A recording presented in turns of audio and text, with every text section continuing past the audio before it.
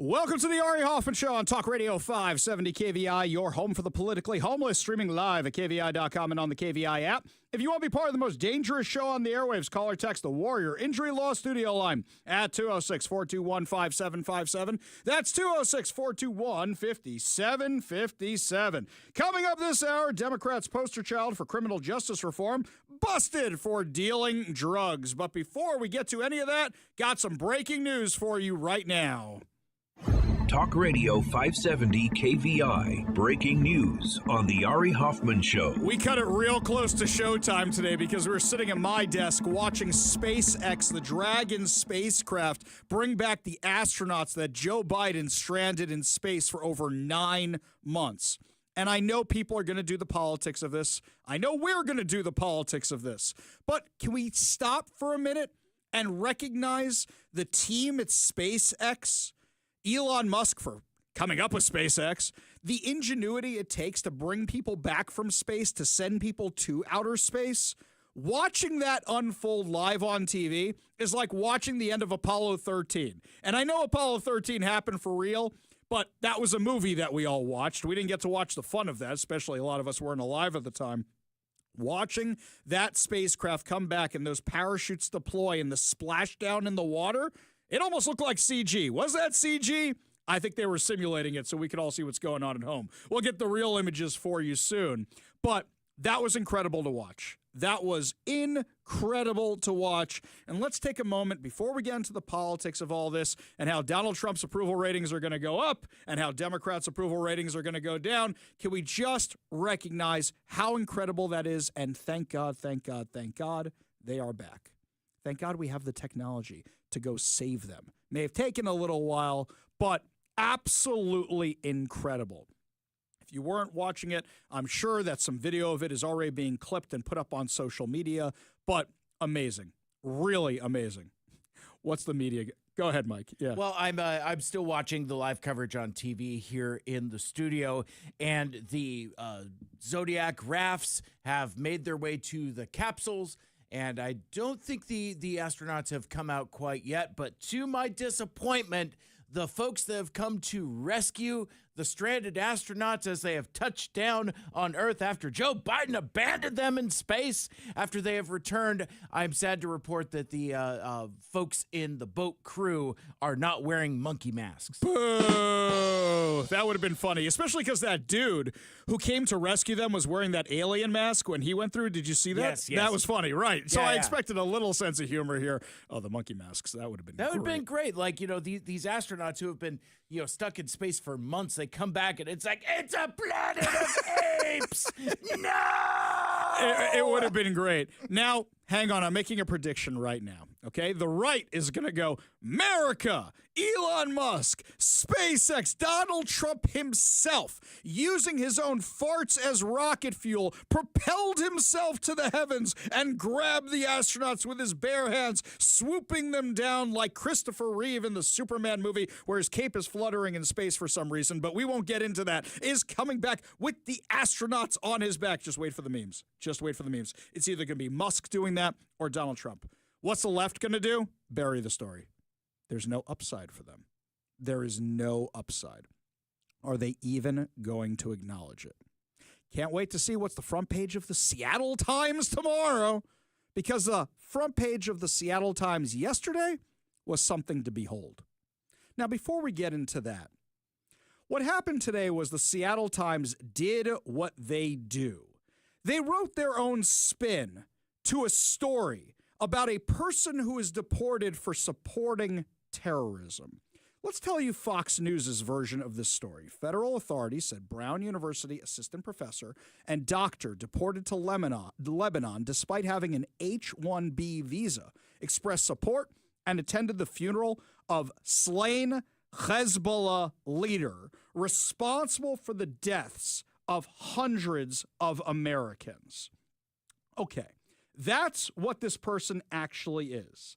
The Seattle Times, on the other hand, what do they say? They called her compassionate, a compassionate professional. Spent 10 paragraphs talking about what a compassionate professional this person was who traveled to Beirut to attend the funeral of Hassan Nasrallah, the brutal terrorist who led Hezbollah, who is responsible for killing hundreds of Americans over the last 40 years. And Rasha Alway openly admitted this to Border Patrol officers as well as her support of Nasrallah. This is a person who is supporting a terrorist organization that killed 241 U.S. Marines and plus dozens more over the last few decades. Hundreds of Americans have died because of Hezbollah. And the Seattle Times calls this person who supports them a compassionate professional. This is their spin. They don't mention the support of Hezbollah until the 10th paragraph. And this is par for the course. What did they say when Nasrallah died? Do you remember what we started? We're the ones who saw it first. We saw their headline when this guy who's responsible for a terrorist organization, charismatic and shrewd, a look at longtime Hezbollah leader Hassan Nasrallah. That's what they wrote the day he died. They got ratioed so badly that they changed it to who is longtime Hezbollah leader Hassan Nasrallah. Now, this isn't the first time the Seattle Times has done dumb things like this, but I went to the Seattle Times mission statement because I don't think I've ever looked at it. I know the Washington Post is democracy dies in darkness, and the New York Times is the gray lady, the paper of record, whatever it is, right? What's the Seattle Times? The Seattle Times enlightens, informs, and engages with storytelling that is as dynamic and vibrant as our region. Our coverage directly impacts our local community and has changed public policy. We are steadfast in our commitment to provide principled, quality, public service journalism and continue to innovate to ensure the future of local free press. Be nice if any of that was actually true. What does the Seattle Times do these days? What do we like from the Washington Post, the New York Times, the Associated Press, and let's just rip it off the wire service and dump it into our paper? That's what the Seattle Times does. The Seattle Times has an agenda. You know what I used to say about the Seattle Times? I used to say what bothered me so much about them was that I've seen them do good work before. During the head tax showdown in Seattle, when they were reporting it and giving the facts and giving the numbers, they were stellar. They were incredible. What was that, 7, 8 years ago now? They were at the top of their game. But then what happened? They started hiring people from The Stranger. They started hiring more and more progressive people, started dumping whoever was a moderate Democrat, just get them all out of here. And now I don't know the difference between the Seattle Times and The Stranger. The Seattle Times gets 102,000 of your taxpayer dollars from the Washington State Legislature. And they are a shill for the left. What happened yesterday was the Seattle Times saw that Donald Trump is gearing up to defund more universities of federal funding after Columbia. So what happens? They saw that this was getting a lot of traction. This is Professor Paul Bernstein. Professor Paul Bernstein used to be the head of Jewish studies over at the University of Washington. And there was a Zoom forum where they were discussing what was happening to people on the University of Washington campus. This is what Professor Paul Bernstein, the retired head of the UW Jewish Studies Department, said. There's another question here that I think kind of touches on what you were saying when you're saying the community needs to advocate with the university and raise the concern and hold them accountable. And there's a question here that I think may relate to that. The question is, can the panel elaborate on the role the UW Jewish Studies / Israel Studies / Sephardic Studies departments and academics have played in supporting beleaguered Jewish students on campus and advocating for the implementation of the task force recommendations or otherwise? So I think the question goes to the point of, is this a vehicle that could potentially support the work of raising those alternative voices, raising this issue with the administration? And Paul, I will ask you to answer this question first, since you have experience with that department, with that program. Yes, lots of experience. And what's going on there is truly appalling. I think that Not nearly enough people know about this, but the Jewish studies at the University of Washington is probably one of the biggest centers of what I would think of as anti-Semitism on campus, certainly of anti-Zionism. There's quite a few people on the Jewish studies faculty who are active not only at the University of Washington, but nationally in trying to increase support for the destruction of Israel. I mean, that just sounds astonishing. And the university administration doesn't understand it. They think they could turn to Jewish studies for expertise on all of this, but it's absolutely not true. And many people in the community that I've talked to also find this astounding, and I find it astounding as well, how it's possible for people in a Jewish studies program to support anti-Zionism. But this is constant. No student should ever go to Jewish studies to look for support in this situation of any kind. No one should expect anything from the Jewish studies faculty in terms of helping out in this situation, explaining things, helping out with the administration or anything like that. It's just unbelievably terrible. So, Seattle Times, we may call fools, but they're no fools. The Seattle Times knows that what's about to happen is the Trump administration is going to swoop in and give University of Washington the Columbia treatment. $430 million defunded from that university so far in federal funding. The University of Washington is screwed because there have been tons of articles written. We have the public disclosure requests. I don't know how those may have been sent to certain federal agencies. I have no idea. I have no idea how that may have happened at all. But they're coming for UW next, and rightfully so. We saw what happened with the Gaza encampment. We saw how they were blocking Jewish students. We saw how they targeted Jewish students. We saw how they vandalized the campus. We saw how they destroyed parts of the campus. We saw how they had vigils for terrorists, and we saw how the administration did nothing about it. The administration didn't even stop them from taking over their own offices. This was a national disgrace.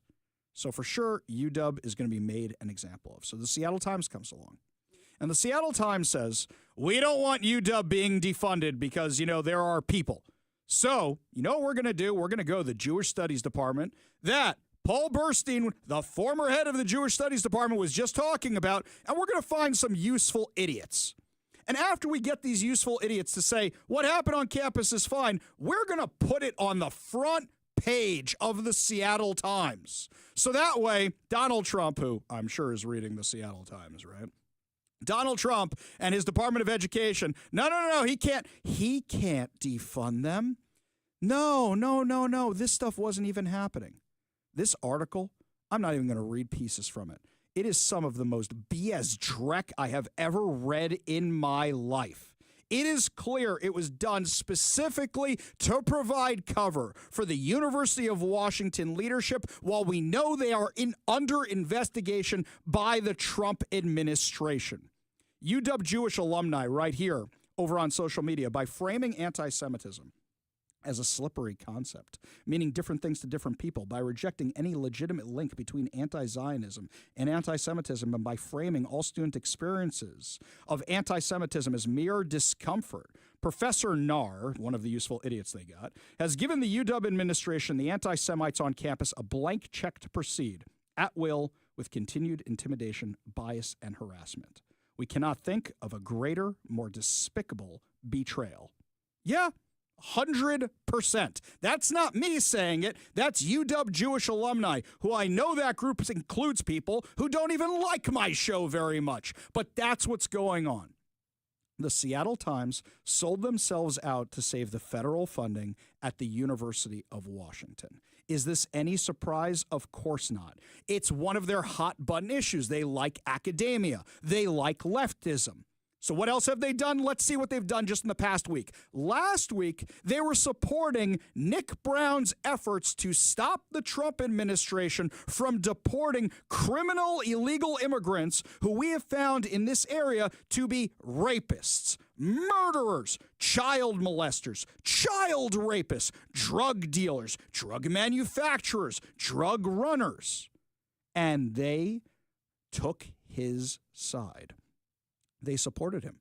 In fact, the Seattle Times even ran material talking about how to get away from ICE, which is crazy, absolutely crazy. Now I understand being biased. We're biased, right? That's what we do here all day long. We are very, very biased over here on KVI. You want the conservative news? You come to us. But the Seattle Times tries to make themselves, what'd they say again? Our coverage directly impacts our local community has changed public policy. We are steadfast in our commitment to provide principled, quality, public service journalism. How does sticking up for child rapists do that? How does sticking up for drug runners do that? How does sticking up for murderers do that? How does sticking up for people who support terrorist organizations do that? It doesn't, which is why your subscribers are down. I haven't confirmed this yet, but I hear that the Center Square actually has more subscribers than the Seattle Times these days because they're growing and the Seattle Times is shrinking. I haven't verified that yet. Why is nobody reading the Seattle Times anymore? Because their reporting is biased and garbage, and you can always get the biased garbage material from the Washington Post or the New York Times or the Associated Press or anybody else. The Seattle Times literally wrote an article headline, "What to know if you happen upon an ICE operation in Washington. Quick, report them," right? Oh, here's how you know your legal rights. Let's not forget the Seattle Times. We were just talking about it yesterday. Just talking about how now they're asking people for their stories from the autonomous zone. Do you remember what happened during the debate against Kamala Harris when Donald Trump talked about the Capitol Hill autonomous zone? And what did the Seattle Times write the next day? Trump falsely claimed during the presidential debate Tuesday that protesters took over a big portion of Seattle during the Capitol Hill occupied protest in 2020. They literally did. There's $14 million worth of lawsuits that says that they did. The Seattle Times is so biased that they flat out lie. Flat out lie. That's what they do. And this is why they're absolute garbage journalism. I wouldn't even call them journalists.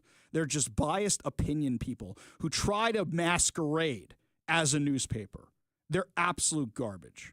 If you have not canceled your subscription already to the Seattle Times because you think to yourself, you know, sometimes there might be an article I want to read, we're going to do this one more time. The internet database, archive.ph. Archive.ph. You can just put links into it and you can get past the firewall. But the Seattle Times needs to go the direction of the Seattle PI. It needs to go bye-bye. I can see their globe from my studio. It's the end of this nonsense. It is. Or at least be honest about what you're doing. The Seattle Times editorial page, let's not forget, endorsed Bob Ferguson while talking about how terrible he was. Endorsed Chris Rakedahl while talking about how terrible he was. God forbid you endorse a Republican. That's how committed to their ideals they are. That they will support things that hurt you. That hurt them, by the way, because this is hurting their bottom line. Half their sections have to be sponsored by the Bill and Melinda Gates Foundation or whoever else because nobody's reading their paper anymore. They're using it as fish wrappers. They're using it as birdcage liners. They're using it to soak up oil in the garage, and it's not even good for that. The Seattle Times is absolute garbage, and nobody should be reading this paper anymore. When we come back, my friends, so much more to discuss. The Democrat poster child for criminal reform is busted with a ton of drugs, and it turns out he was testifying on behalf of criminal reform hours before he got arrested. You're listening to the Ari Hoffman Show on Talk Radio 570 KVI.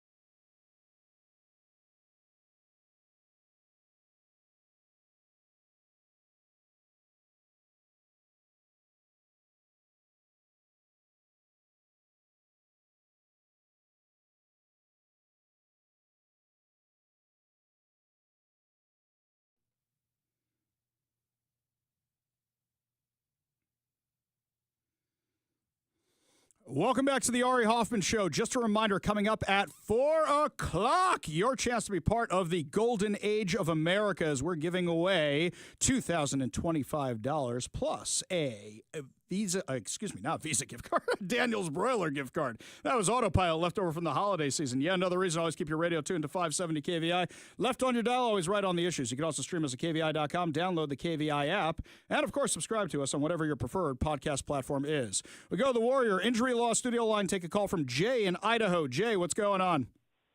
Hey, Ari. So looking for your wisdom and your keen observation. So it just seems like the Democrats and the media continue to spiral down into this bottomless pit, and like a drug addict or an alcoholic, ultimately they're going to hit rock bottom. But where do you think we are a year from now, or maybe even 2 years from now? Do they continue to spiral? Have they hit rock bottom? Have they recovered? Are they now, more pro-American and not so much pro-immigration, illegal immigrant, and crime, and all the things that they're standing for and defending right now, which are hills they're dying on, which are what, 80-20% when it comes to the 20% supporting them and the 80% not. Yeah. But they're dying on these hills. And so what does it look like? When are they going to hit rock bottom, and when are they going to start recovering? So let's look at history, because we like doing that here on the show, right? I thought we were at rock bottom during COVID. Nope. People said, give us more, right? Restrict us harder, Daddy. That's basically what they were doing during COVID. And then I said, okay, what about the protests? Nope, they had no problem with that. Then the autonomous zone. Oh, no, it's just mostly peaceful. Then a little bit of sanity was restored. Do you remember what happened? People said, okay, we're not going to vote for the socialist who's running for city attorney who's a member of Antifa. We're not going to do that. We're going to vote for Ann Davidson. And then they said, we're not going to pick Lorena Gonzalez. We're going to pick Bruce Harrell, which personally I didn't see much of a difference, but some people saw him as more of the moderate. Okay, return to sanity a little bit. They just sent a socialist to the Washington state legislature. They just doubled down on all the crazy people. So when you ask where we hit rock bottom, there is no rock bottom. The only time the Democrats learn their lesson is either when A, people in Seattle stop voting for them, which is what we thought was kind of happening with Ann Davidson and Bruce Harrell, or B, when they run out of other people's money. That's really at this point, that is my theory on what's going to happen, because we don't have an honest media in this town. The closest we have to that in the mainstream media is Como News, which does the best job out of everybody else we have around here. We have the Center Square. We've got Jonathan Cho. That's, we've got Brandy. We got me. That's like what you got. So the problem is we can't cover all the stories that there are around here when that's all you have. And unfortunately, the media is not reporting it. The media is complicit in allowing this insanity to continue, as I just laid out with the Seattle Times. I don't wish them well. I mean, it's going to be interesting to watch and how far they go, and if they continue to spiral down, if they continue to be the permanent minority party or the permanent minority opinions when it comes to the media. But it's going to be fun to watch. I don't wish them well. I don't know if it's going to be fun to watch for me. I live in Seattle. That's the problem here. People say this to me all the time. They go, well, no matter what, win or lose, you're going to have good content. And I usually say the following. Yeah, but I'd rather be talking about whether or not the Mariners won or lost, whether or not it rained last night, and if there's baby animals at the zoo. That is what I would rather be talking about. I got enough mess to talk about even when Trump's president. I got enough crazy to talk about in the rest of the country. Can it not be here? But instead, it's always here. Seattle has become the canary in the coal mine for bad policies that are spreading to the rest of the country. Well, you forgot about the Seahawks, Ari. Oh, yes, the Seahawks. But Mike knows I don't do the foosball. I mean, I like the foosball, but I don't know the foosball so well. By the way, trailer for Happy Gilmore 2 just dropped today. And, well, I don't know what to make of it. We'll find out when it actually comes out on Netflix. Jay, appreciate the call. Appreciate you being part of the show. You want to be part of the show, you give us a call or a text at 206-421-5757. That's 206-421-5757. We go back to the Warrior Injury Law Studio line. Take a call from Paul in Kitsap County. Paul, what's up, man? Hey, so I'm trying to understand why the Jewish community and Jewish students haven't gone after the groups that have been funding all of these anti-Semite protests? Well, they have.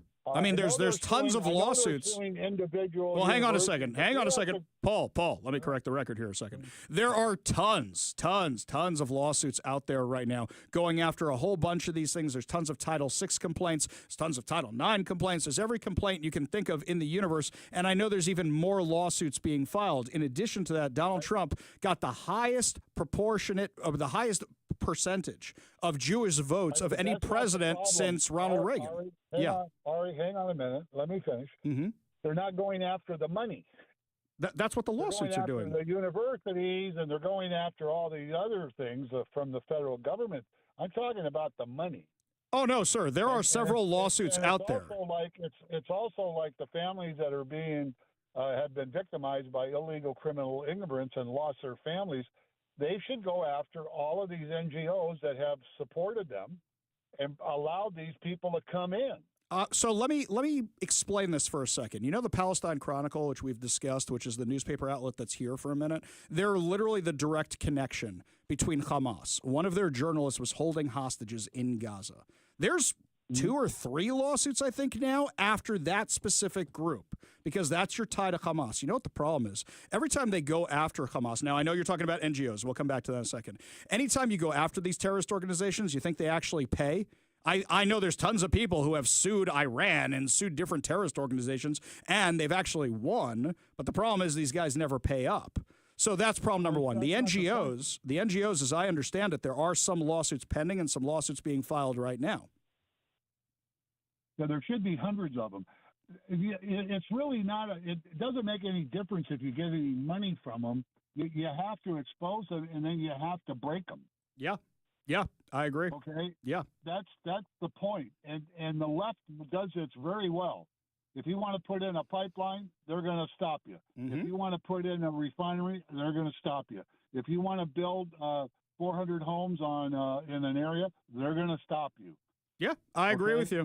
They don't care if they win or lose. They just know that if it takes you 10 years to win, you can't do it because you don't have the money to sustain it. I think one of the problems is a lot of these groups and a lot of these people don't have the money for the lawsuit.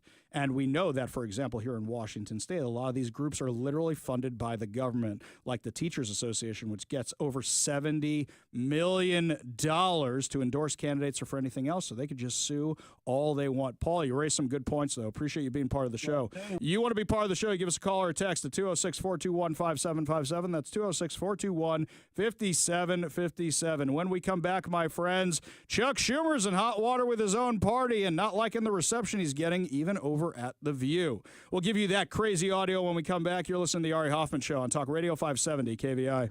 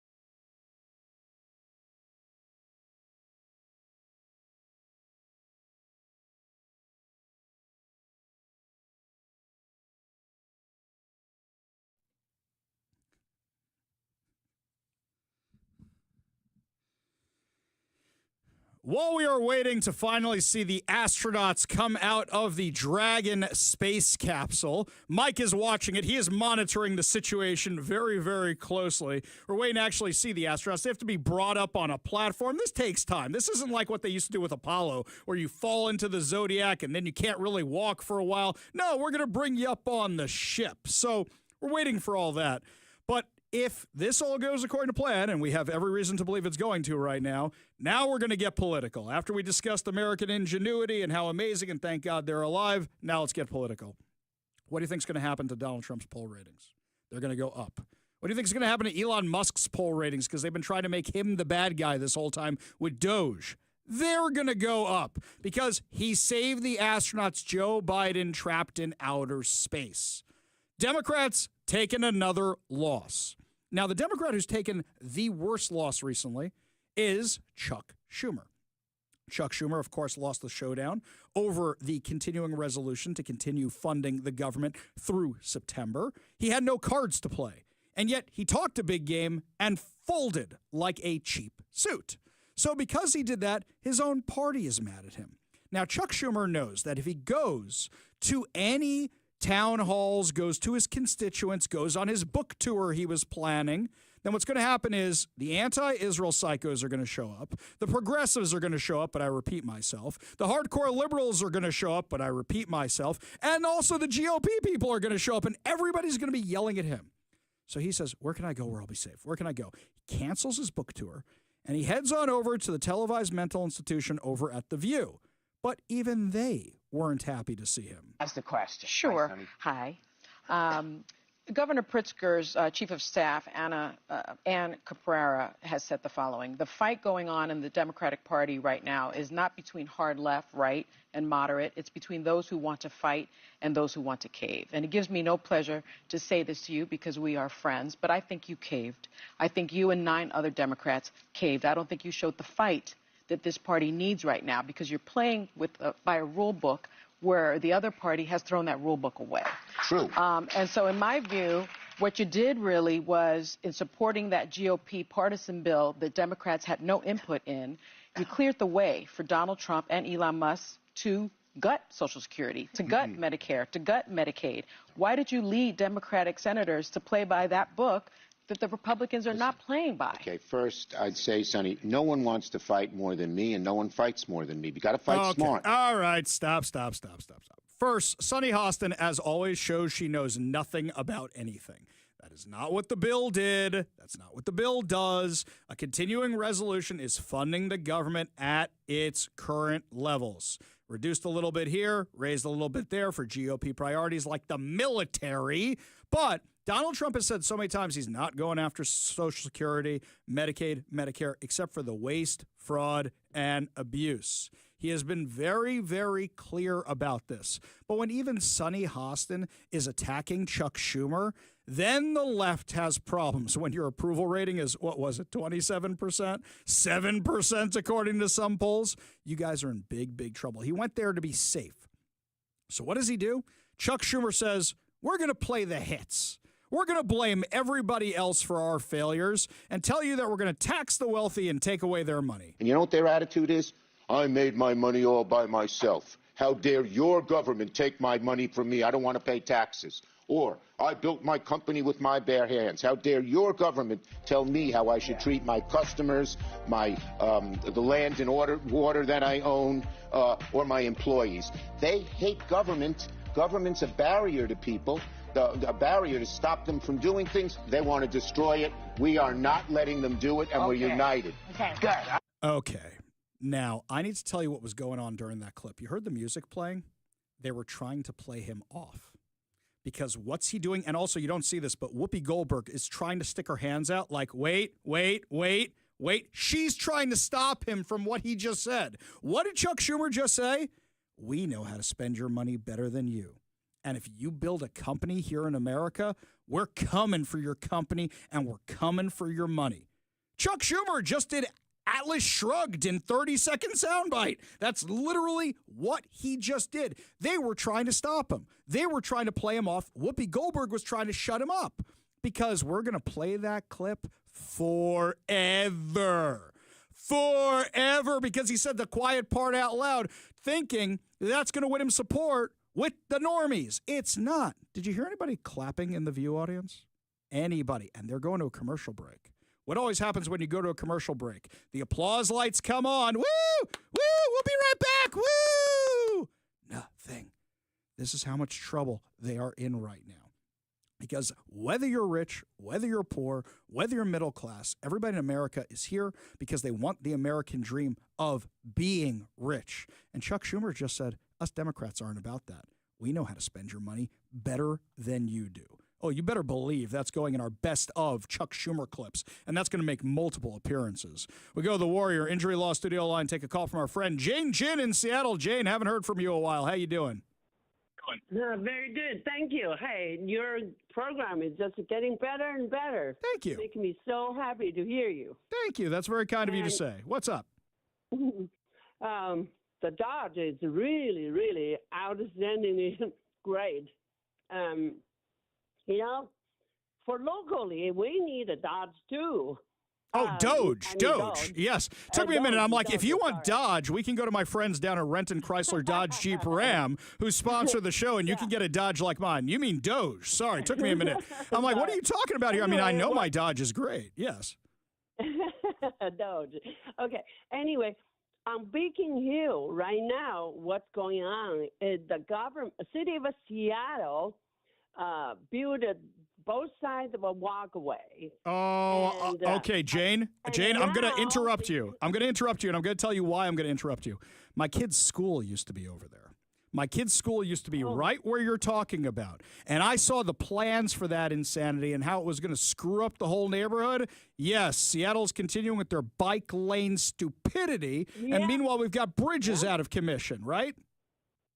Yeah, they are really intentionally spending our money, waste our money, and make the road only can go through one car on each side. Those are so evil, and they are just totally against the people. They don't want the people to have a car because they want you to pay advance to buy the card and then use it, and they just expanding the power of the city of Seattle government. It's just so amazing. Well, here's something else, Jane. So terrible. Think about this for a second. We have hundreds of millions of dollars in a budget gap right now here in Seattle, not just in Olympia. Here in Seattle, we have the exact same problem, and they're blowing the money on bike lanes that are not making things better for anybody. Jane, appreciate the call, my friend. Good to hear from you. Appreciate you being part of the show. You want to be part of the show, you give us a call or a text at 206-421-5757. That's 206-421-5757. When we come back, my friends, why is the left so mad about the Kennedy Center? I mean, who cares about the Kennedy Center? It's not the documents from the Kennedy assassination. Why are we getting mad over a theater? I'll give you my theory when we come back. You're listening to the Ari Hoffman Show on Talk Radio 570 KVI.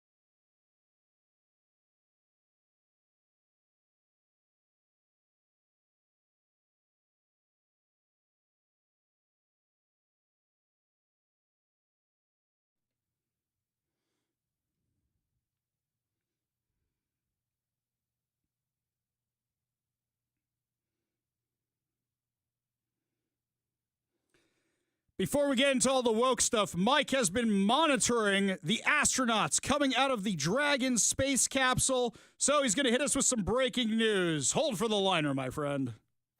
Talk Radio 570 KVI. Breaking news on the Ari Hoffman Show. What are you seeing, Mike? What's coming to us from the space capsule? Oh, they finally got one of the dudes out. Well, there's a dude and a gal. Oh, there's the other dudes that came back with them. Yeah, that's who I'm saying one person has come out of the capsule. It's a very slow process. It's like when my cat goes underneath the bed after we have company. I'm like, okay, buddy, you can come out now. And I'm like, he's not coming out, is he? No, it's like, oh, is he shy? What's going on here? Yes. But yeah, so the capsule's been on the deck of this SpaceX platform, and there's been like a pair of folks. And incidentally, looking at this capsule, I consume too much robot fiction or something because it looks like a face. There's eyes, a nose, and a mouth. And it's it's like this extraction crew is just kind of like at a doggy door, just waiting for somebody to come out. And then a little bit ago they finally, not unlike city slickers, they finally pulled a dude out. Gotcha. So there's a... Well, also, they can't walk for a while, right? They've been in space for a little bit. This dude super can't walk. Yeah, okay. Right. I remember that from the old shows. I'm like, how are they able to walk on that aircraft carrier after like 10 minutes on a boat? Uh-huh. I know if I'm out in an ocean on a boat and I'm a boat guy, it's going to take a little bit to get grounded even on that aircraft carrier. Oh, man. Ari, I think we're about to have another birth. Another one's coming out? Is it like Ace Ventura out of the Rhinoceros and Ace very Ventura much so. 2? Is that what's Real happening hot here? in these rhinos. I did see some other breaking news here, Mike. According to the Babylon Bee, a federal judge has ordered the astronauts be returned to the space station. Oh, come on. That's all right. Fine. I literally gave you the rim shot. What more do you want? No, I don't know. I'm waiting for guy, applause too. or a laugh or nothing. Okay, I'm take the only it. one here. I know. I just literally did what you asked me to. Hey, you're Mike, right. Mike, I'm have gonna the make rim a shot lame ready. joke. I got this Babylon Bee headline. Make sure and have it ready. I'm like, okay, buddy. And then Ari's like, here's the joke. And then I'm all like, and here you go. And here it is, silver platter. Here it is, Hoffman. What more do you want? I get it. Believe me, I get it. How many people we got out now, Mike? Two? 3? Just the 2? no, Okay. just the 2. Just the 2. Okay. We'll come back with more space updates from the spacemen, but I noticed something funny yesterday. Donald Trump goes to the Kennedy Center. He's taken over the board of the Kennedy Center because let's be real about the Kennedy Center. It's a great American institution that has been badly managed and badly run because guess what? It's run by the government. Now, the artsy types are taking this very, very personally. This is what Donald Trump said, and I can't imagine why they're upset. So we're going to spend a lot of effort, a lot of money on crime, and we're going to spend it on fixing up. We don't want graffitis on the beautiful white statuary marble. And we want to have our roads good and everything else. We'll be able to do that easily. And this is a part of it. I mean, Kennedy Center is a very big part of it. And you can't have this looking like it does. I'm so surprised because, I know the person who was in charge of it. And he's a good man. I never realized this was in such bad shape. I've been so busy. I haven't been able to be here in a long time. And I shouldn't be with what I'm doing. But I thought it was important because I've been hearing reports, and I thought it was very important to make this good. It's a very big part of the fabric of Washington, D.C. Now, Donald Trump is a New Yorker, and I know something about New Yorkers, being that I am one. We are very snobbish about our Broadway. We love our theaters, even if we don't go. It's a prized possession for us. We love our museums, we love our culture, and especially people who lived or worked or had anything to do with Manhattan. You'll have to say, oh, look at all the amazing stuff we have. Oh, well, have you been to the Metropolitan Museum of Art? Well, no, but it's right there. I can go anytime. Well, so people are very snobbish about the things in New York, but Donald Trump loves the theater. Donald Trump loves a show. Donald Trump is a media guy. Now, I noticed something about the Paramount, and I noticed something about the Fifth Avenue Theater, is that they all have corporate sponsors. Some of those corporate sponsors the left doesn't like very much, but they're happy to take their money for theater. Why? Because they get more actors and they get more lights and they get better sets and they get all this wonderful stuff. The cast of Hamilton saying they're leaving the Kennedy Center because Donald Trump is taking it over. That's the most snobbish thing in the world. The left like to think, well, theater. Okay, we may be losing Hollywood, maybe, kind of, not really, sort of, but we can't lose the theater. Guys, I hate to break this to you. Have you ever looked in a playbill before in your life and seen who sponsors all of your shows? They're all corporately sponsored. Every single one of them. Somebody is doing your show to make money. And I know Donald Trump and I know how he works. Donald Trump loves his name on things. You know what could have been great? Lin-Manuel Miranda. You know what you could have done? You could have said, President Trump, I love that you're doing this. Would you mind sponsoring the tour of Hamilton? Or how about this? Kennedy Center, the pulley system and everything that's working backstage is not working so well. All the lights and all the sound and all the sets moving, it ain't working so well. You think we could work together to do this? Of course, that would have made sense. Would have made sense. But instead, what are you doing? No, we're gone. We're out. We hate you that much. We are out of here. It's insane. It's snobbery of the worst kind. It's theater snobbery of the worst kind. It's being a frustrated theater kid, you know what it is? I don't like this version of Les Mis. It's not the original cast. Who are these people performing? I only listened to this on CD for my entire childhood. I don't recognize it. This is the worst person playing the lead in Miss Saigon I have ever seen. Come on, guys. Really? You realize the opportunity you could have had? Donald Trump is fixing the Kennedy Center, and they're losing their minds about it. He's helping the arts. Even things that they support, which Donald Trump, like tariffs. Tariffs are a Democrat policy, but as Donald Trump said during his State of the Union address, he could cure cancer, he could cure a disease, and they won't applaud for it. We go to the Warrior Injury Law studio line. Got a quick minute for our friend Leonard in Shoreline. Leonard, tell me what's going on today. Well, while I got a quick minute with you, I'll use this minute to tell you that one of the reasons why Chuck Schumer caved last week to help get the Democrats, or to help get the Republicans across to get us into waiting for another 6 months till another government shutdown happens is simple.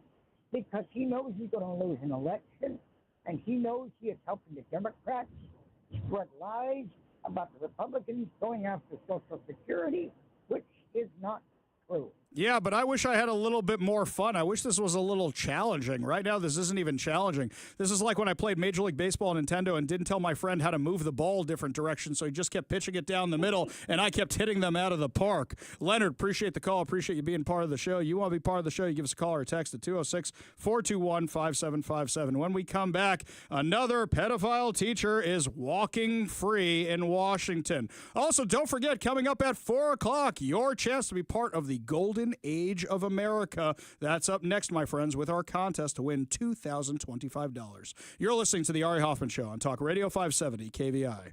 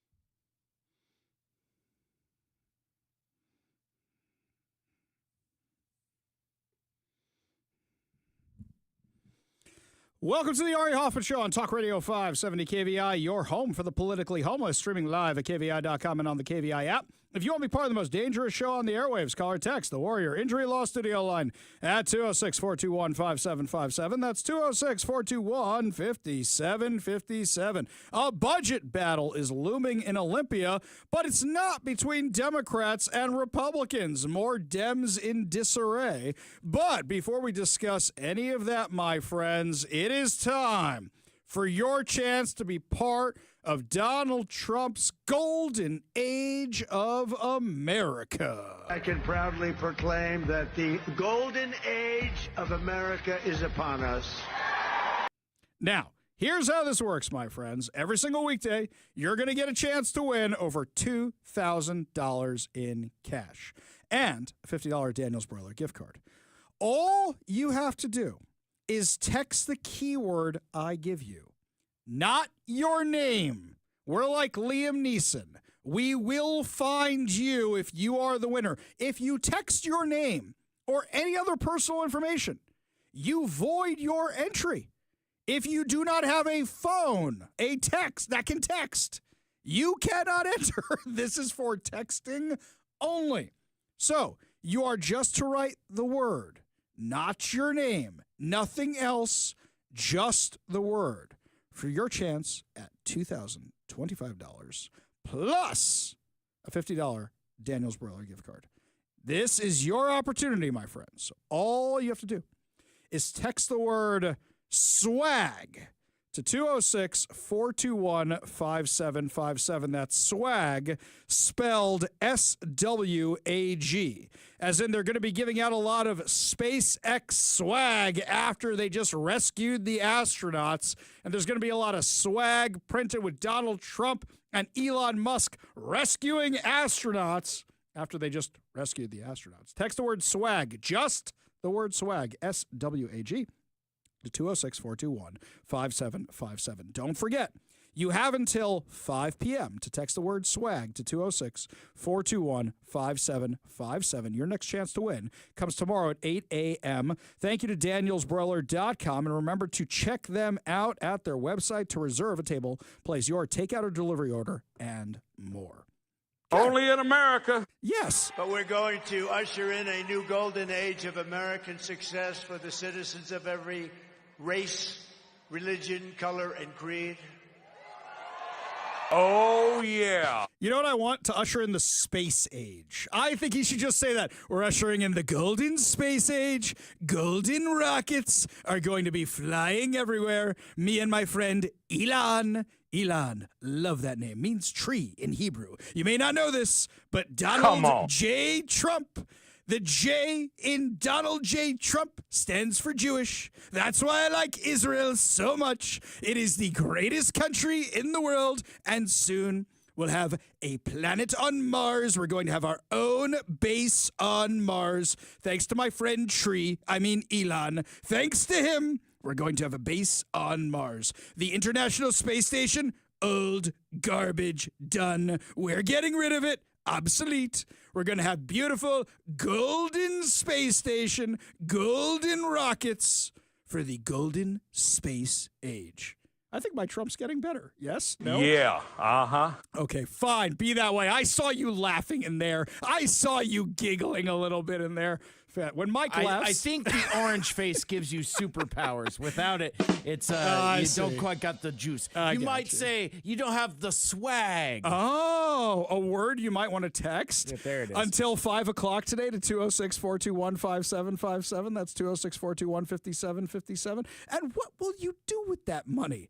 Well, gas prices are going down everywhere except for here because of the Democrats in Olympia. So while gas prices are literally going down everywhere else, they're not going down here. According to Newsweek, gas prices fell for the fourth straight week on Monday and are likely to continue sliding below $3 per gallon. The average price of a gallon of regular gas is currently $3.78 across the U.S. as of March 18th, according to data from AAA. This is down from $3.81 a week earlier, $3.16 last month, and $4.36 last year. The average price for a gallon of gas is also currently below $3 in 34 states, according to Gas Buddy. Wait a second. Hang on. Why isn't it going down here? Oh, right. Thanks to the Climate Commitment Act. Hey, Reuven Carlisle, Representative, we have sent formal requests asking you to come on the show and debate our friend Todd Myers over the bill that you sponsored, that you said was not going to raise gas prices, over the bill that you wanted to argue with me and stood between me and my lamb burger, stood between me and my old-fashioned. We have sent that formal request, and, you know, it's kind of ticking me off at this point that I still haven't heard anything from you. Oh, wait. I should revise that. We should be accurate when we're talking about this. You know what I've heard from Reuven Carlisle when I reached out to ask him to come on the show and defend his legislation? Exactly. You don't show up because you can't defend it. So gas prices are going down. Oh, you mean when you say drill, baby, drill? You remember Joe Biden's energy people are like, we're not going to drill. Oh, you're crazy. We're never going to do it. Yeah, just remember, all that money you lost because of them. Oh, wait a minute. Getting worse, by the way. Getting much, much worse. Our friend Todd Myers did the math last week that it was at 40 cents. We had him on the show to talk about, and it may go higher than 40 cents. We'll see how bad this is going to be. So the state's carbon tax just went up, so you're going to be paying more at the gas pump. You're also going to be paying more on your energy bill. And those of you who say, hey, you know what? I got an electric car. I'm going to be perfectly fine. Elon Musk is the devil, even though he just rescued those astronauts. I'm selling my Tesla for a different electric car. Your energy bill is going up too. Plus, anything that needs to be delivered in Washington state is going to increase in price as well. Do you people not understand economics? I know the people in this audience do, but I don't think other people understand economics. Here's one for you. You didn't think you had enough problems at the pump? Washington State from Cairo 7. Have you ever wondered if your gas pump is really giving you the amount of fuel you're paying for? Here in Washington, the Weights and Measures program under the Department of Agriculture monitors that. Their job as inspectors is to check the accuracy, safety, and quality of each gas pump in the state. Gas pumps are not their only task. They also check grocery store scales, highway weigh stations, and any other commercial use scale in the state. Are they checking the drug scales? Are they checking? I'm kind of curious because that's its own industry here in Washington. You know, for the organizations that say they're about harm reduction, do you check how much drugs they're giving out? They found most gas stations in the Puget Sound area aren't checked regularly due to a shortage of pump inspectors, according to the Weights and Measures program manager, Taz McQueen. You know what this reminds me of? You remember Karate Kid 2? When Daniel's son is walking down the street and he sees Chosen, the bad guy, his arch enemy until Cobra Kai, and he sees him doing all the weights and measures with the people on the street, and Daniel's son realizes that he's using fake weights, and he cracks one in half to show all the people that Chosen is ripping them off. That's kind of what this sounds like, doesn't it? Quote, because we are short-staffed, we have not been able to make those inspections in that timely 18-month time frame. How long has it been, by the way? I'm just asking.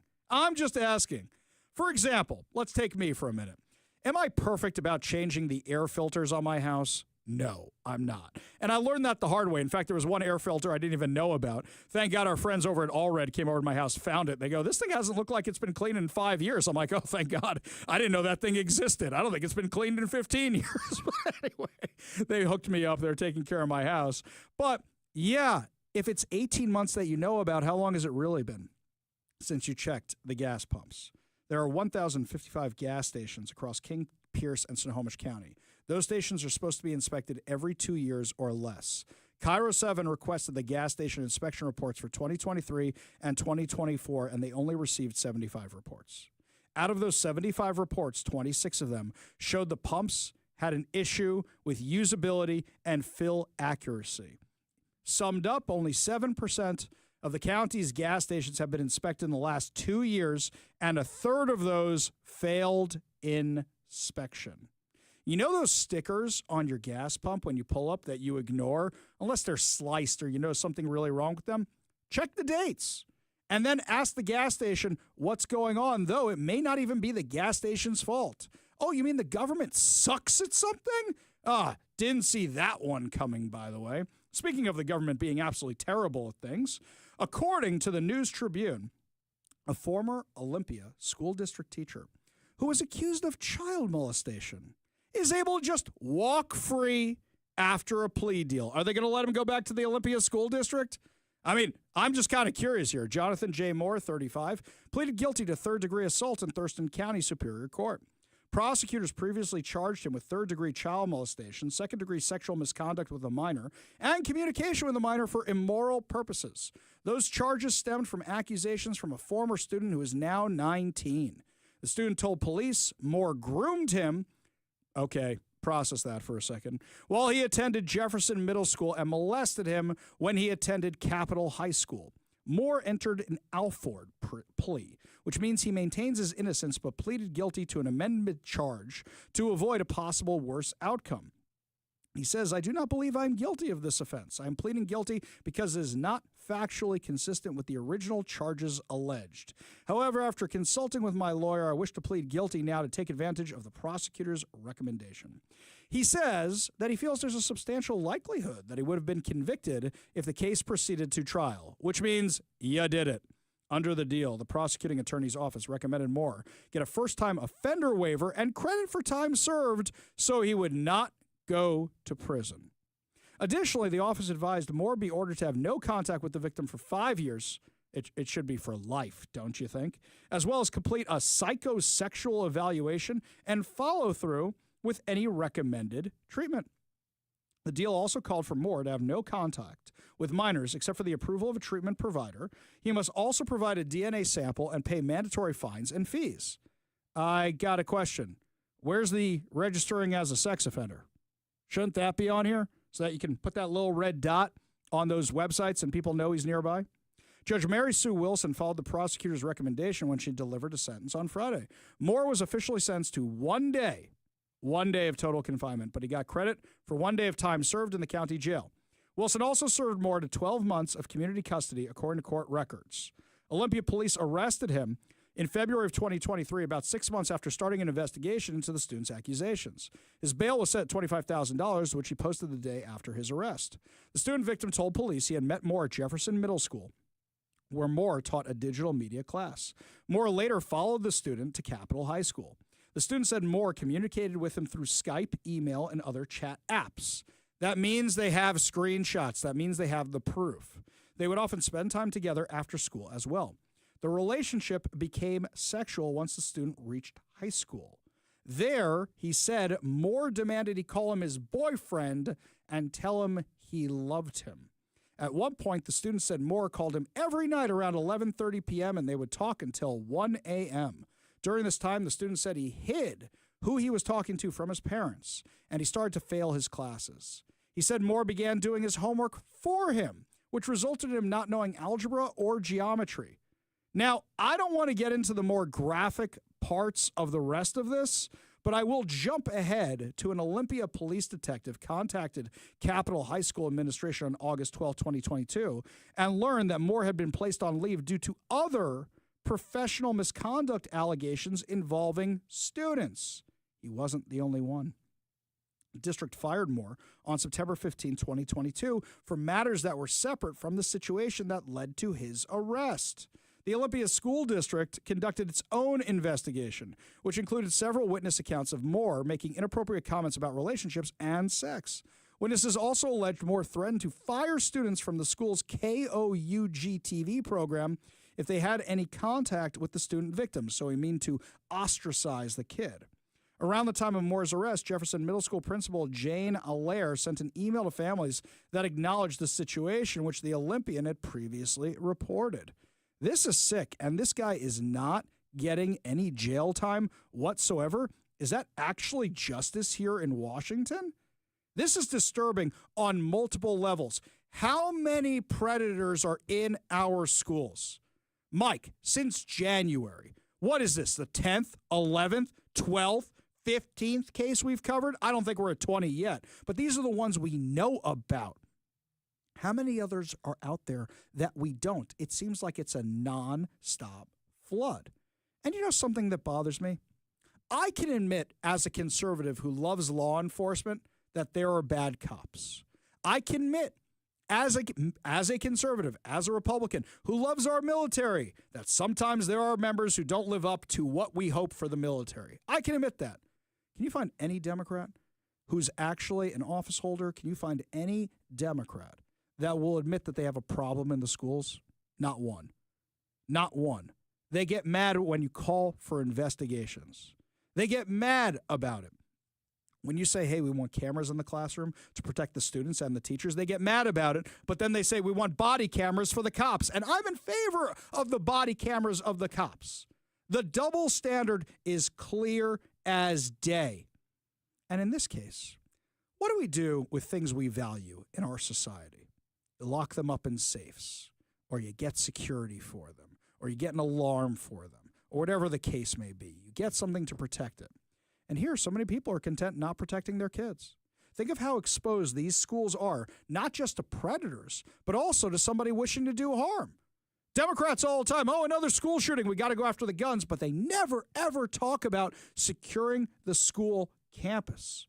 That's the first thing I talk about. God forbid, there's ever a security concern. The first thing I always do is, how can we lock down the institution? How can we make sure the institution is safe? Which is why I spend a huge amount of energy actually doing that. But the left never wants to talk about that. What do they want to do? They want to use it to promote a political agenda because they don't actually care about the student safety. They care about getting the guns because they don't like guns, which ticks me off. They don't care about protecting the students, or they would get rid of these teachers rather than harboring them. Let's not forget that in the Washington state legislature, they didn't want to give you notice when something awful happened to your kid until they got their ducks in a row with the teachers union and everything else. Here we have an example, and how many other examples have we found where that could be the situation? This guy was allegedly having contact with multiple other students, not just the one he was found guilty for. God knows what was happening with them. Democrats do not value your children. They do not value their safety. They do not value their security. And I'm saying this as somebody who's not a fan of the public schools. I want the kids to be safe. And they never want to talk about it. Never, ever want to talk about it. They want to talk about how you're putting them at risk because you don't like their education and they need to provide a safe space with their predator friends. That's the safe space they're providing in the schools? Really? They're not safe from physical violence. They're not safe from sexual violence. They're not safe from brainwashing. The public schools are the least safe space in Washington state. Lots more to discuss as the show continues, my friends. There is a budget battle happening in Olympia, but it's not between Democrats and Republicans. It's between Democrats and Democrats. Democrats in disarray. When we come back, you're listening to the Ari Hoffman Show on Talk Radio 570 KVI.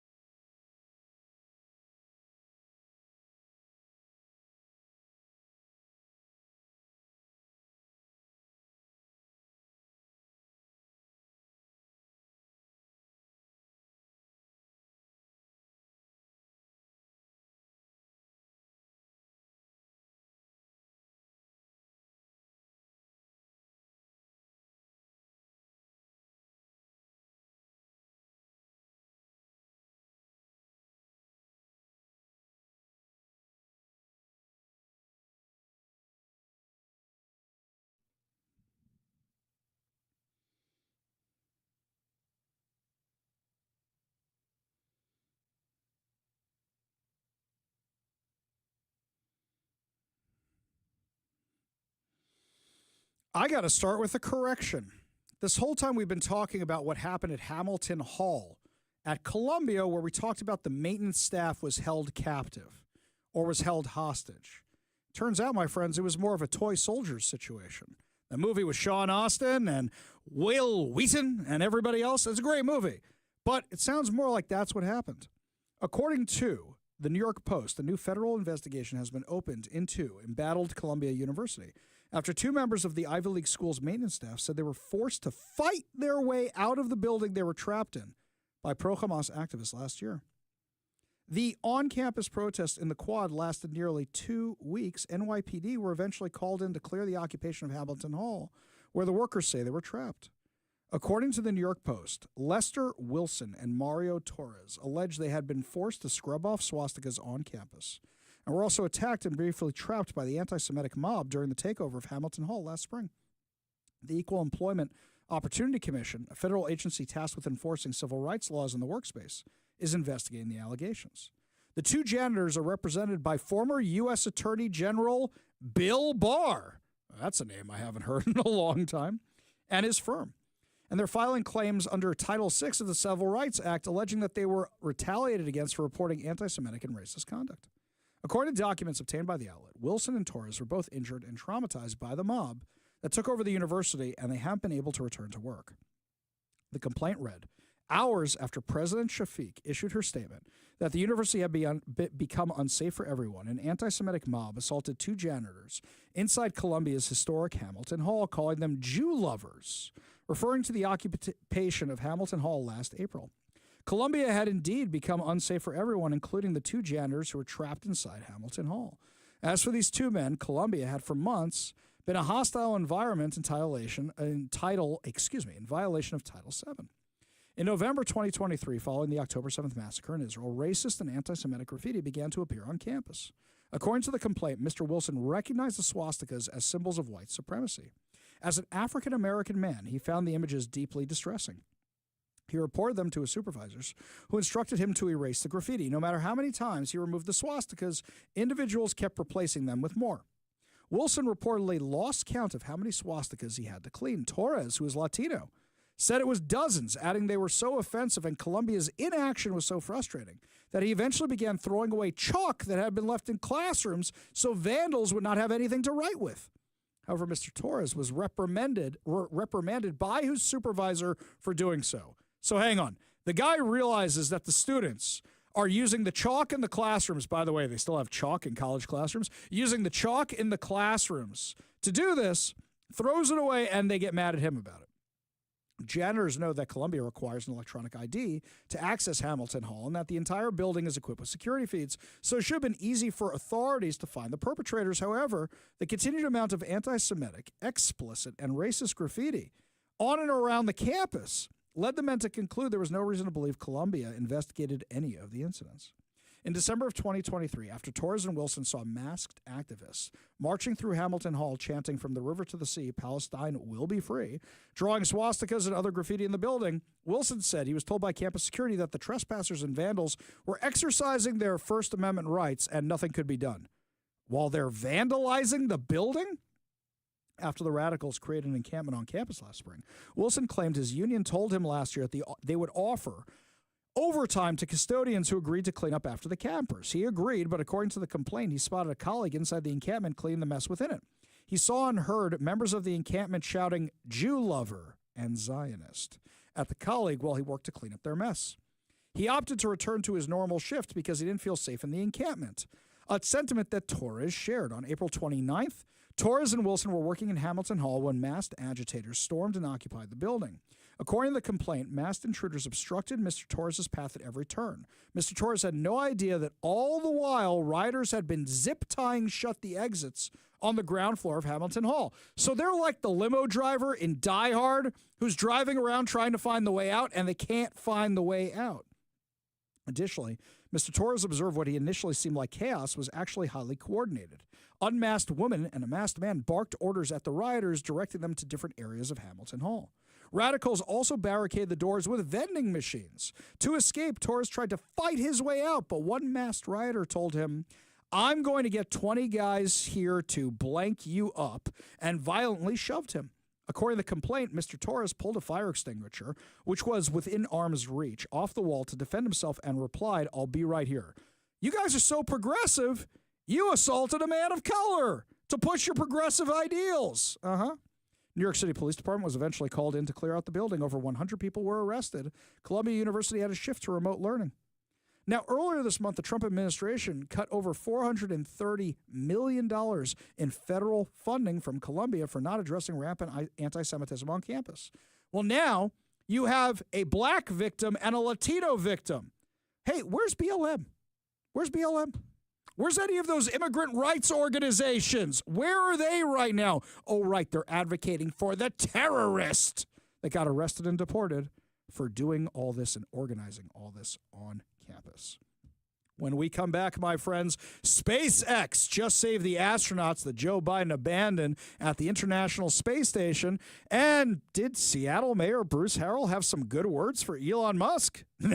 I was just imagining it. We'll give you the details when we come back. You're listening to the Ari Hoffman Show on Talk Radio 570 KVI.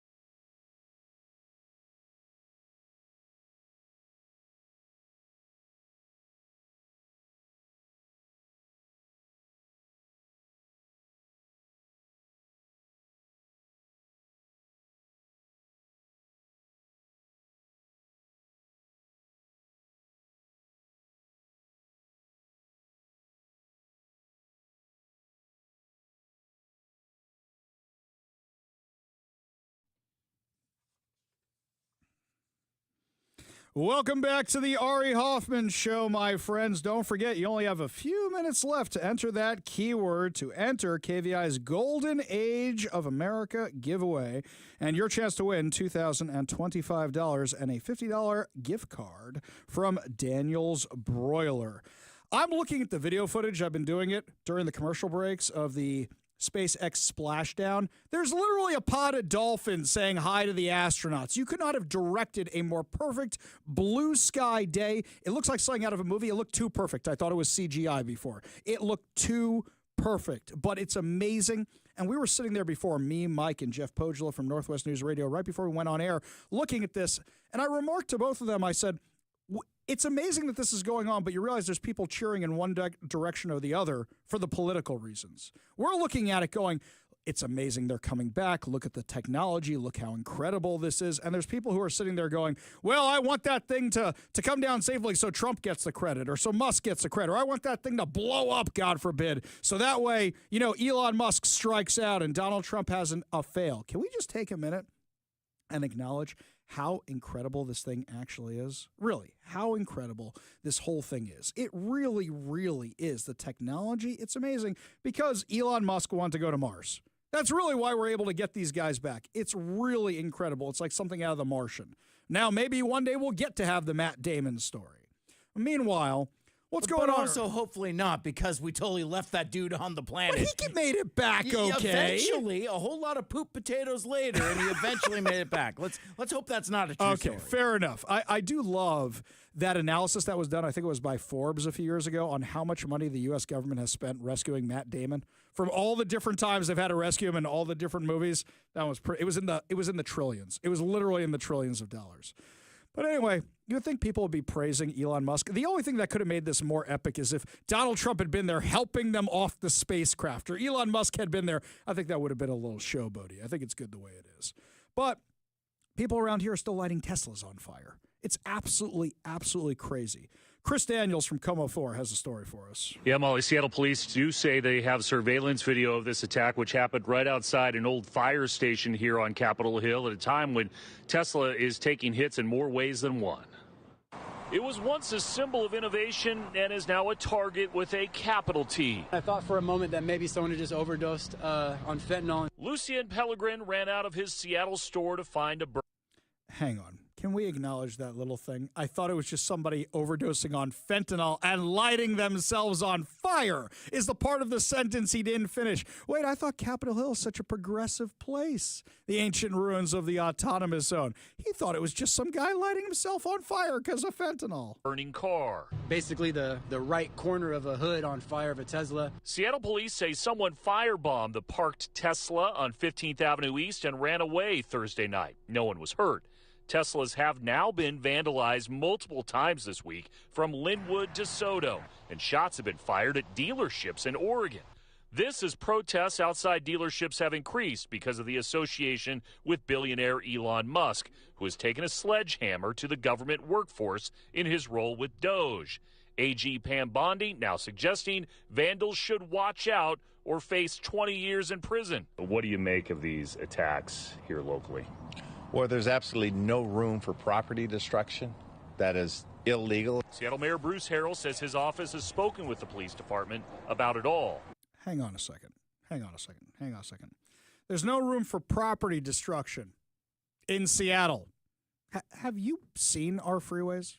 I joke with my kids. You could tell the exact place where Seattle's jurisdiction ends because then the graffiti stops. Have you looked around the city at all? There's no room for property destruction. Give me a break. You know where I see the most property destruction? Across from City Hall. All right, let's keep going with that narrative, shall we? We do understand there's anger out there. There's anger in the Northwest here when we see some of the decisions and the statements coming out of D.C. We see billionaires having access to information and control. There's anger out there, but that does not justify property destruction. Whoa. We understand you're angry. We agree with you. But don't vandalize the cars. Give me a break, man. That is such weak sauce statement. Oh, what do you expect from Bruce Harrell? Also, let's not forget what happened last week, or was it 2 weeks ago, during the State of the City address, when he talked about billionaire innovators like Elon Musk. So you know what's going through Bruce Harrell's tiny mind in that moment? Wait a minute. If I praise him again, then I'm going to have problems from the left, and I don't want to lose to the socialists, so I can't praise him. So I got to give them something and talk about how evil he is. We won't talk about the billionaires that back all the Democrat stuff around here like Nick Hanauer, will we? Ford Motors, if Henry Ford had said something in the early 1900s that you came across in a history book, you wouldn't necessarily go and start vandalizing all of these Ford trucks. Whoa. Okay. Are you admitting that Henry Ford was a Nazi? Are you comparing him to Elon Musk because he had ties to the Nazi party? What exactly is that comparison right there? These are people that are just like you and I. They might have not known that Elon was a bad person and just gotten a Tesla 5 years ago because they were doing something good for the environment. The political environment has shifted considerably in the past several weeks, and likely why that T has turned into a scarlet letter for vandals. Musk and all this added attention has also impacted Tesla's stock. It is down nearly 30% in just the past month. That's the story live on Seattle's Capitol Hill. I'm Chris Daniels, Como News. I like that last part. I haven't checked the Tesla stock today. What do you think it's doing after the astronauts, even though it had nothing whatsoever to do with the astronauts? What do you think it's doing today? This isn't just happening here in Seattle. It's not just happening in Linwood. Authorities in Las Vegas are investigating a case of suspected arson after multiple vehicles were set on fire at a Tesla service center early Tuesday morning in Las Vegas. Police said officers received reports around 2:45 a.m. of someone igniting vehicles at the Tesla Collision Center near Jones Boulevard and Badura Avenue. According to Fox 5 Vegas, both Las Vegas Metro Police and Clark County fire crews respond to the scene, shutting down the surrounding area as the investigations began. At this time, police have not specified what types of vehicles were targeted. However, the incident comes amid a string of Tesla-related attacks across the U.S., many of which have been linked to protests against Elon Musk's political involvement and his ties to the Trump administration. I love the progressives that claim they love the environment and they're lighting the electric cars on fire. They're only going to make more electric cars. Do you know how much carbon you're pumping into the atmosphere while you do that, you fools? But here's something else. You're only encouraging conservatives to buy more Teslas. And you know what else? They're just going to keep making them and making them and making them. So my question here is, what are you guys really accomplishing with all this? I thought you guys said the right is the side of violence. Oh, insurrection, deadly insurrection attacking the Capitol. Here we go with fiery but mostly peaceful protests. Is that going to be the narrative for the rest of the Trump administration? What are you guys going to do? You're going to pull an Alyssa Milano and trade in your Tesla for a Volkswagen? The people's car? Is that the direction we're going in? Or maybe you'll be like the spaceman, Mark Kelly, who even though Musk just rescued his fellow astronauts, traded in his EV for a gas-guzzling Chevy Tahoe. Lots more to discuss as the show continues, my friends. Why nobody should subscribe to the Seattle Times ever, ever, ever, ever again. You're listening to the Ari Hoffman Show on Talk Radio 570 KVI.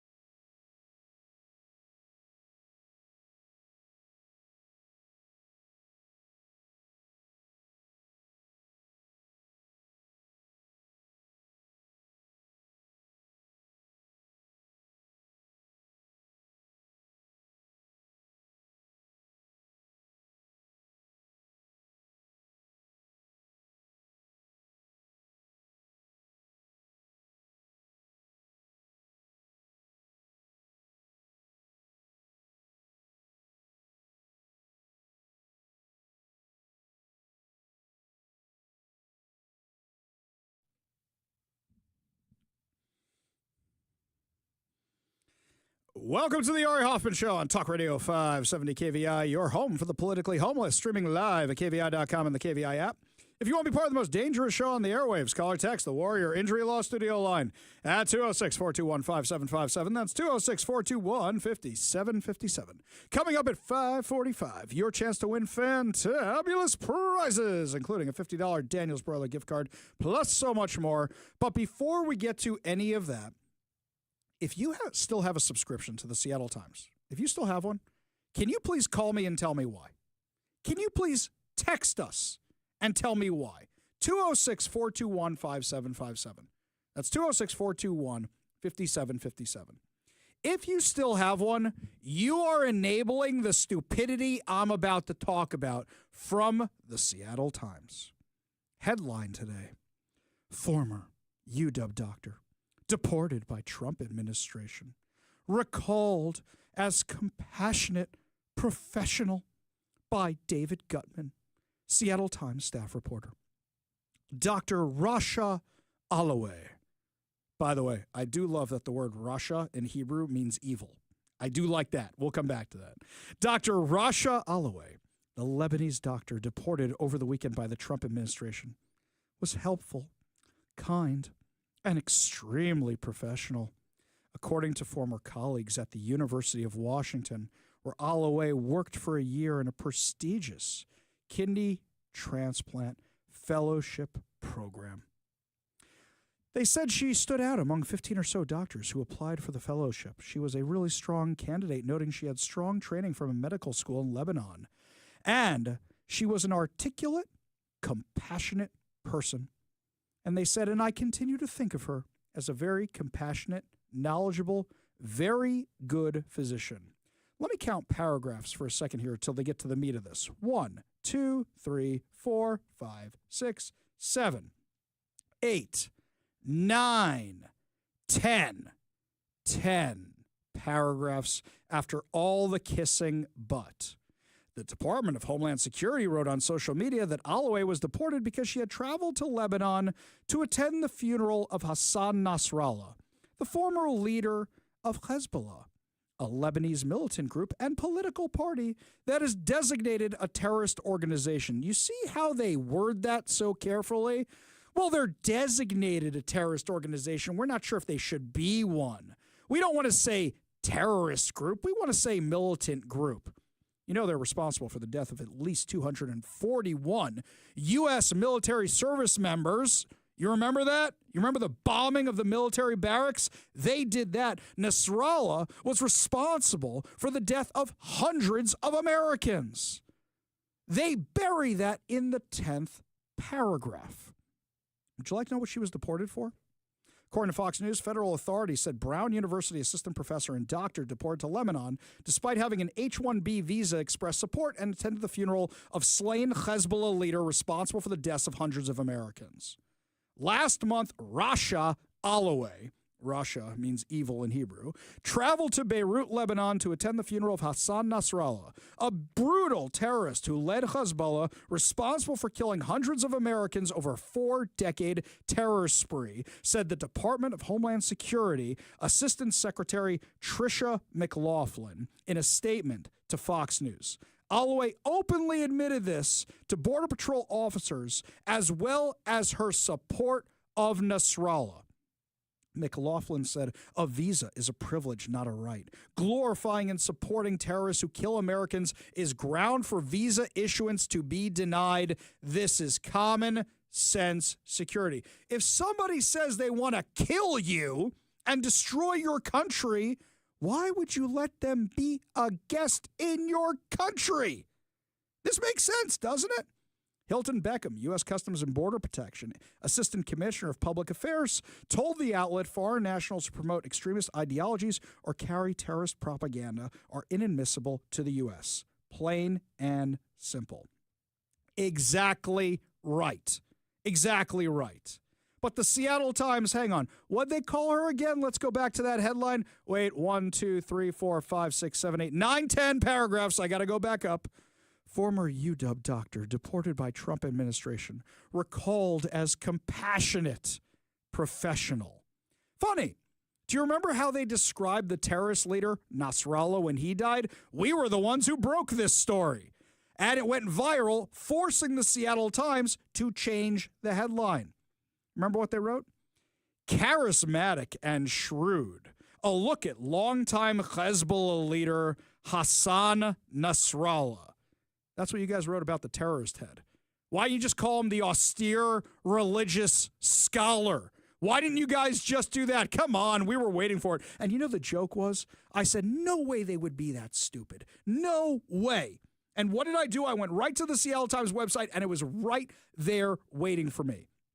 That's how you described a guy who is responsible for the deaths of hundreds of Americans, never mind Israelis, never mind people living in Lebanon, never mind how many Arabs, how many Muslims this guy is responsible for the deaths of. Seattle Times outdid themselves yesterday, though. Yesterday on the front page of the Seattle Times, they had an article talking about their Jewish Studies department, where they went to the Jewish Studies department at University of Washington to get their take on immigration, on anti-Semitism, their take on Trump. Because what was the Seattle Times doing? The Seattle Times is biased. We all know this. I just illustrated this. What was the Seattle Times doing? Trying to run cover for the University of Washington because they know that the amount of anti-Semitism, the Gaza encampment, the stopping Jewish students, the vandalizing buildings, everything that happened last year that we covered, every single thing made national and international news, and it landed University of Washington on a list with Columbia and Harvard and UCLA and all these other institutions that are about to lose federal funding and follow in the footsteps of Columbia, which lost $430 million in federal funding. So, what does the Seattle Times do? We have to save them.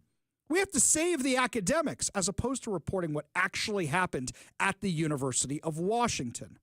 Now, I know you guys know what happened at the University of Washington. How do I know this? You asked Bob Ferguson about it during his endorsement meeting. And when he stumbled over the questions, you endorsed him anyway. Well, I asked about one of your clients, but asking obviously as a candidate, it was the University of Washington and the protests we're seeing on campus there. Some say the encampments are an example of protected free speech, and others say that it's clearly posted, no camping, and that's state law, and it wasn't enforced, and that's the problem. Where do you see that? Yeah. Listen to how they even asked the question. They didn't ask about the vandalism. They didn't ask about the discrimination. They didn't ask about the anti-Semitism. Oh, they're camping in the wrong place. We know what they're trying to ask without getting Bob in trouble, but he still managed to bungle the answer. I'm concerned about, even just the recent vandalism, right? And the vandalism some weeks ago at the Hub, for example, right? Where overnight there was significant vandalism there. Concerned about the impact on, I'm going to start from the baseline. All students should be able, I went to the University of Washington, all students should be able to access their classes and the campus and move freely about the campus without any fear of harassments, threats, you name it. So that's baseline, right? And your point is, of course there are free speech rights, of course, right? But there are limits to free speech, right? There are limits to all of our constitutional rights. You pick it, right? There are limits to that. And so that right can't be infringing on me as a student to move about campus. And so, look, from my standpoint, that's the baseline. That's what needs to be enforced. And I think if I'm a governor, what I'd be doing is, and I don't know, the governor has his own conversation, so I'm not saying this is not happening. I want to be very clear. I'm saying that if I was a governor, obviously you're having conversations with President Kelsey, right, and the Board of Regents and folks there, and making sure that they understand we're available to be of assistance in whatever way is appropriate. But that's the baseline, and I think that's the direction I'd be moving as governor. So the next question should be, why didn't you do anything then? You're the Attorney General right now. Why didn't you do anything as Attorney General? Instead, he's rambling about this. Hey, I got a better question for you, Bob. So if Donald Trump defunds the University of Washington, are you going to back him because you admitted all this stuff is going on or not? You admitted there are limits to free speech. You admitted the vandalism was going on. You admitted that students have the right to go to class freely, learn freely, all that. Seattle Times' next question should have been, You're attorney general right now. Why aren't you going after the offenders? Seattle Times, give me a break. You can go watch that on YouTube, by the way. It's still there. So they know that they can't defend what happened at University of Washington. So what they're going to try and do is get somebody else to do it for them. So they found two useful idiots over at the Jewish Studies Department. Now, before we get into the article of what they said on the front page of the Seattle Times, there was a Zoom forum a couple weeks ago by the University of Washington Jewish alumni. And they were asking the former head of the Jewish Studies Department about what's going on campus. His name is Professor Paul Burstein. Here's what he said is happening on campus.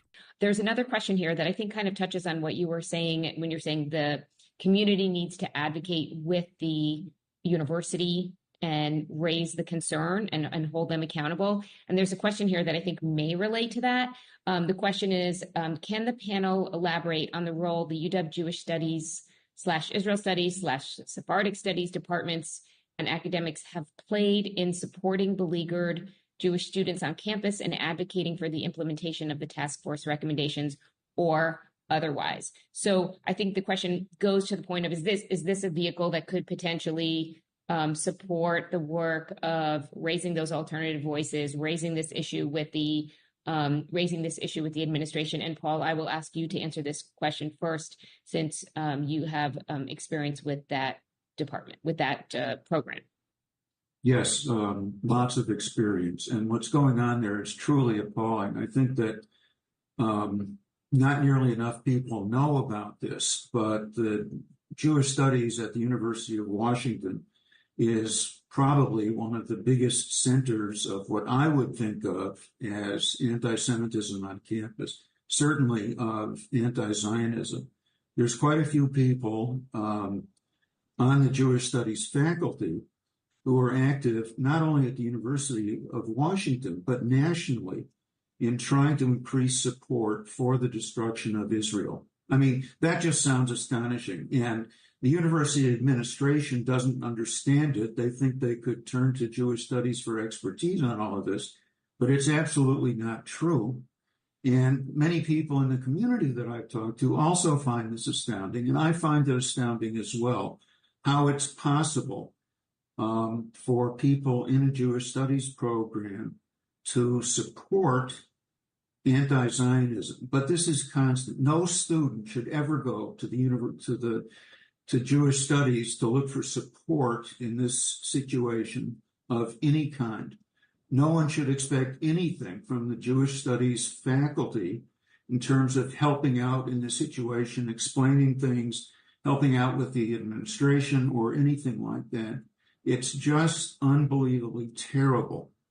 That is damning for the Seattle Times case. Absolutely damning. And they know this is out there.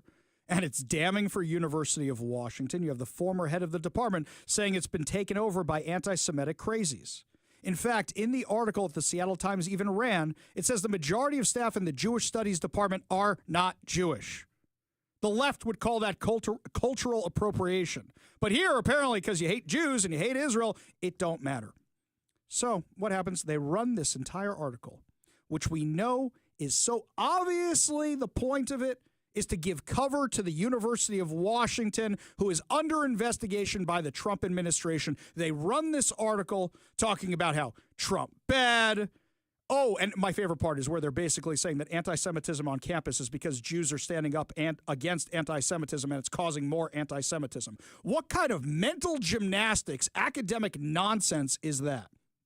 So, the UW Jewish alumni wrote on Twitter, "We cannot think of a greater, more despicable betrayal." They wrote that of the useful idiots that were quoted in this article. No, that's what they wrote. And they're 100% right. They said, by framing anti-Semitism as a, quote, slippery concept, meaning different things to different people, by rejecting any legitimate link between anti-Zionism and anti-Semitism, and by framing all student experiences of anti-Semitism as mere, quote, unquote, discomfort, Professor Nahr has given the University of Washington administration and the anti-Semites on campus a blank check to proceed at will with continued intimidation, bias, and harassment. These guys barely spoke up when one of their own alumni, Chaim Katzman, was killed on October 7th. University of Washington gleefully printed this article. Why? It was anti-Trump. Why? It's anti-Israel. We've gone over how the Seattle Times is an anti-Semitic rag before, how it's an anti-Israel rag many, many times before. Oh, the Washington Post wrote something bad about Israel or Jews? Let's syndicate it. Oh, the New York Times wrote something bad about Jews or Israel? Let's syndicate it. But not just that. Who is the Seattle Times supporting while they're demonizing Jews? Seattle Times editorial board recently backed Nick Brown and him trying to keep criminal illegal immigrants in the state. What kind of criminal illegal immigrants have we covered who have been deported? Well, we covered the terrorists, haven't we? They've been deported. You're also talking about murderers, drug runners, human traffickers, rapists, child molesters, child rapists, and they're praising him for keeping them in state, for trying to fight to keep them in state. It's insane. It's absolutely crazy. That's who they're supporting. In fact, it got worse. Don't forget, they wrote that article, What to Know If You Happen Upon an ICE Operation in Washington. Here's what to know about your legal rights should you see an ICE operation in our state. Basically, here's how you avoid getting deported by ICE if you're an illegal immigrant. Let's not forget, the Seattle Times gets over $100,000 of your taxpayer money to exist because their subscribership has dropped so far. Remember yesterday, we talked about how there's another new lawsuit regarding the autonomous zone and how now the lawyer for that lawsuit, for the kid who was shot, the black kid who was shot in the Jeep in the final days of the autonomous zone, now sent a letter to Congress to investigate how they were misappropriating, how Seattle was misappropriating the funds, federal and state funds, from the Department of Transportation and using it to support the rioters. Seattle Times wrote about that too. They buried that in the 20th paragraph. The rest of it was about the social justice of the autonomous zone. Wait a second. I thought the autonomous zone never happened. Headline from the Seattle Times. Trump falsely claimed during the presidential debate Tuesday that protesters took over a big portion of Seattle during the Capitol Hill organized protest in 2020. You mean they didn't do that? We have millions of dollars in lawsuit settlements that show that they did, but they lied about that because they wanted to make Trump look bad. The Seattle Times is a biased rag. Absolute garbage. It's anti-American. It's anti-Semitic. It's anti-anything that could keep you safe. And you know what bothers me the most? We used to talk about how this is what bothered me. We know the Seattle Times could do a good job, that they could write good articles when they wanted to. During the head tax, all that fighting back and forth in what was that, 2017, 2018 with Kashama Sawant, they were phenomenal. They were on the ball about everything. They don't even try anymore. It's just how biased can we be? And this is why they're losing subscriber after subscriber after subscriber after subscriber. In fact, I've heard that some other outlets in town have already eclipsed them, like the Center Square and others. I have to confirm that they have already eclipsed them in subscribership because they've lost so many. Why is every section sponsored by somebody like Bill and Melinda Gates Foundation? Because they don't have enough subscribers anymore because they do this kind of reporting, because they hired a whole bunch of people from The Stranger who are anti-American, who are anti-Semitic. Oh, wait, that's just progressives. Who am I kidding? That's just what the Democrat Party is these days. If you still have a subscription to the Seattle Times, I would love to know why. I'm not going to give you a hard time. I would love to know why. Give us a call or a text at 206-421-5757. That's 206-421-5757, because I believe that everybody should cancel their subscription to the Seattle Times. There are other papers out there. You can get the Wall Street Journal delivered to you here in Seattle, but here's something else. You can get subscriptions to whatever you want online. Do you even need a physical paper anymore? You might need some fish wrapper. That's why you have the Seattle Times. We'll take that one. You might need some birdcage liner. That's why you still get the Seattle Times. You are encouraging their insanity, their anti-America, America last, anti-Semitic behavior by continuing to subscribe to them. I'm curious why you still do, and I will be nice if you call and explain why. 206-421-5757. That's 206-421-5757, because I can't think of really any good reason why anybody would still subscribe to this thing. When we come back, my friends, Jon Stewart destroys Chuck Schumer and his recent failures as the leader of the Democrat Party. But first, Todd Herman's Daily Thoughtcast, right now on The Ari Hoffman Show.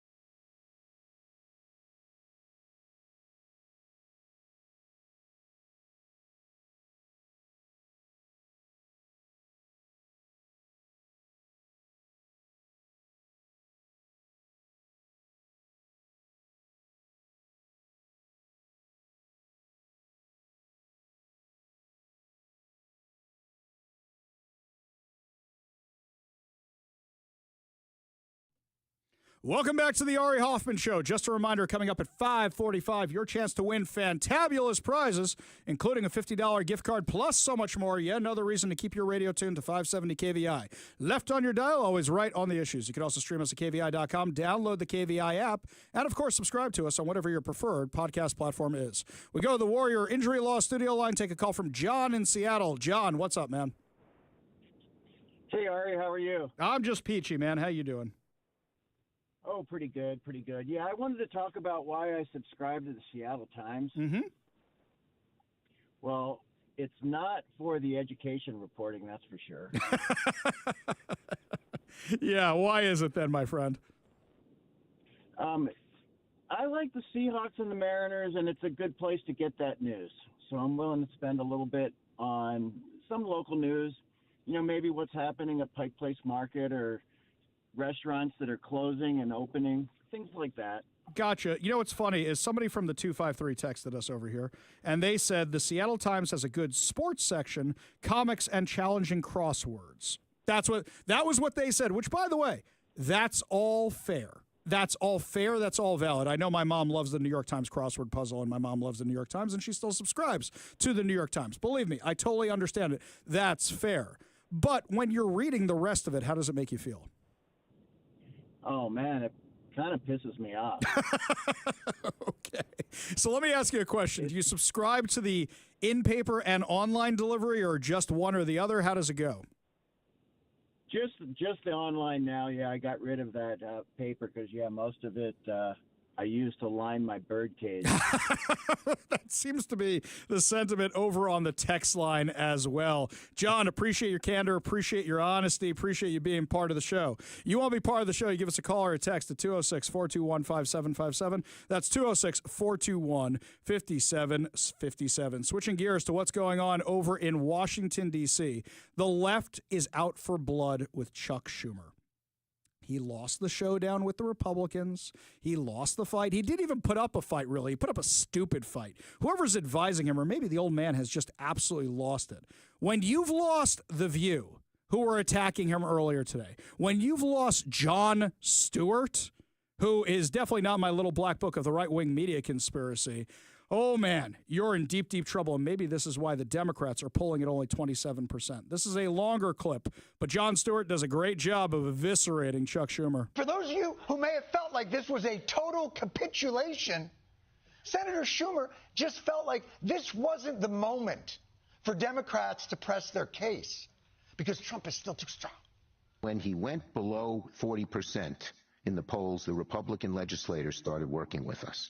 He was at 51. He's now at 48. We're going to keep at it, keep at it, keep at it until he goes below 40. When it happens, I am hopeful that our Republican colleagues will resume working with us. You're going to keep at it. Keep at it, keep at it, keep at it. And what? This was it. This was the it that you would have been keeping at. The keeping of the it. It's not the keeping of the it. That's the issue. It's what the it. Don't you have to start it to keep at it? If this wasn't it, then what it? What is it? He's exactly right. He's exactly right, by the way. Also, here's something else. Schumer's attack plan is interesting. Not we're going to come up with our own ideas. We're just going to attack Donald Trump. If this not be it. But apparently the grand plan is Dems keep fecklessly complaining until the 48 approval comes down to 40, which is a plan, but it's forgetting one crucial piece of information in Schumer's popularity calculation. Devastating, cascading poll numbers for Democrats. Only 27% of voters have a positive view of the party. The lowest favorability rating in the history of NBC's polling. You're at 27%. You've got to get Trump to lose 8 points of popularity just for you to get to the point where you're 13 points below him. Your approval is only 7 points above, where it turns red and goes into low power mode.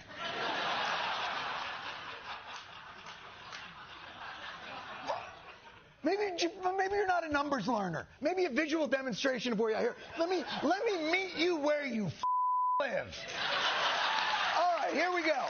So Jon Stewart at this point is pulling out his glasses to look like Chuck Schumer when he's in librarian mode. You all know what I'm talking about, when he's got them on the edge of his nose. That's what Jon Stewart's doing right now.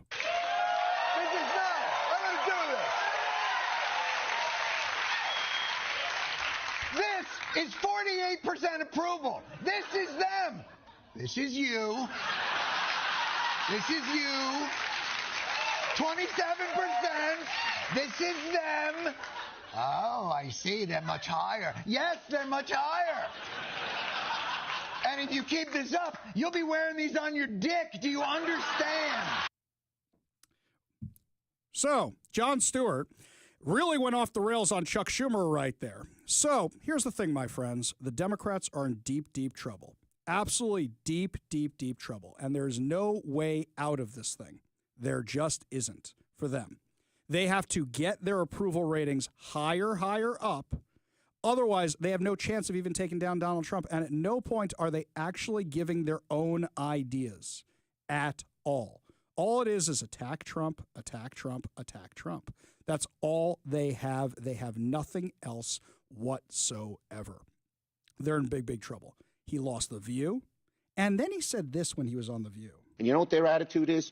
I made my money all by myself. How dare your government take my money from me? I don't want to pay taxes. Or, I built my company with my bare hands. How dare your government tell me how I should treat my customers, the land and water that I own, or my employees? They hate government. Government's a barrier to people, a barrier to stop them from doing things. They want to destroy it. We are not letting them do it, and we're united. So your solution is to tell people you want to take their money and destroy their company and tax their company? That's your big solution? That's your big plan? Yeah, I don't think that's going to go the way you want it to go and bring up your approval ratings. When we come back, is J.D. Vance positioning himself to be the heir to MAGA and just coast to the Republican nomination in 2028? You're listening to the Ari Hoffman Show on Talk Radio 570 KVI.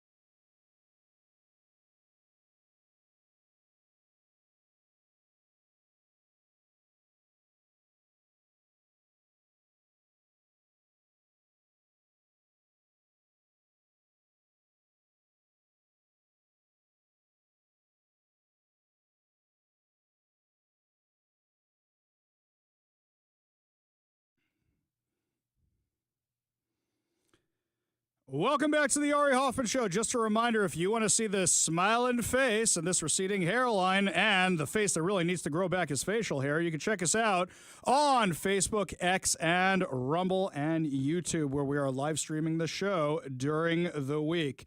I saw this on the police scanner. At 101st Northwest 47th Street in Seattle, a male is on a retaining wall, throwing rocks at a nearby residence and appears to have a large knife. Seattle Police Department is there with him, uncontrolled, but the subject is non-compliant. Sounds like just another day in Seattle, my friends. Sun's out, knives are out, sun's out, guns out, sun's out, rocks out, sun's out. Let's just get all the violence out of our system while the sun's out. We go to the Warrior Injury Law Studio line, take a call from Kathy in Edmonds. Kathy, what's going on? Hi. Well, I wanted to tell you why I read the Seattle Times. Okay, go for it. I do it because it's research for information on what are people being fed that they are not having proper understanding of what's actually happening. And so I read the newspaper, and I used to circle the things that were wrong. And my husband finally said, I am so sick and tired of having newspapers around the house with half the things circled and arrows pointing to all kinds of things.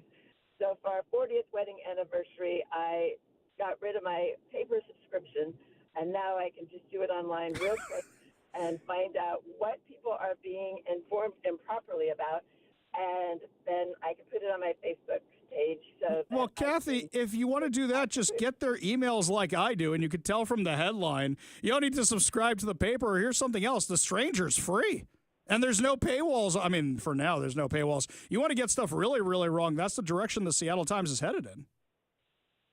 Well, that is true, and I did a study one time about how many articles were from the Wall Street Journal, from the AP, and from another source. And I actually wrote them and said, this percentage of your newspaper is actually produced by you. Are you paying royalties to all these other people that are actually being your reporters for you? And as you may know, I was misquoted many times in the newspaper, including one time, not the Times, but another Seattle paper, who the next day I called and said, how did you get this quote? And they said, oh, I wrote it before I talked to you. And the reporter's name was Erica. I don't remember her last name. And I told my staff, you know what? If she's going to write the quotes before she talks to me, then there really is no reason for her to talk to me. Exactly. So that sounds like, was that the Seattle Times or the Stranger? No, that was Politico, I think. But yes, it was quite interesting. And I recently called the Seattle Times and talked to some people and said, I have 6 stories that are very important. And, you know, I went through with one of the reporters why these stories were important, Reader's Digest version, and said, tell me if any of these are ones you'd like to write about. And she called me back and she said, I've told several other reporters because I think those are really important stories. And not one of the reporters called me to say, I got this call from, you know, one of their fellow reporters saying this was an important story. So they just let them drop. And I found that a lot, that when I would call when something had happened and they'd say, oh, we're not going to write on that because Dow already called and told us not to write on it. And I'm like, oh. Dow? So You mean Dow Constantine? He can call and tell him not to write things? Oh, yeah. Kathy, love when you call, and I love when you give us these little tidbits. Thank you so much for joining the show today. You want to be part of the show, you give us a call or a text at 206-421-5757. That's 206-421-5757. The left is going bonkers crazy because they say that MAGA / the right / Republicans / all of us Trump supporters are setting up J.D. Vance to be the heir apparent for 2028. And I say, what's wrong with that? Didn't you guys literally do that with Barack Obama when he was running for office in 2008? You guys did. And also, I think he's a pretty good candidate. J.D. Vance was speaking today. Give a listen because he makes a lot of good sense. Because there were 2 conceits that our leadership class had when it came to globalization.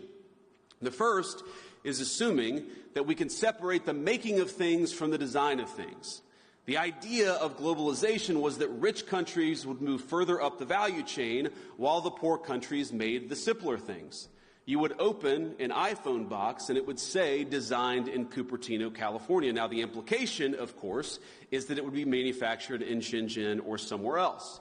And yeah, some people might lose their jobs in manufacturing, but they could learn to design, or to use a very popular phrase, learn to code.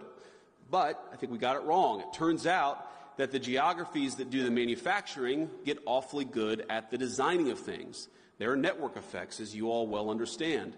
The firms that design products work with firms that manufacture.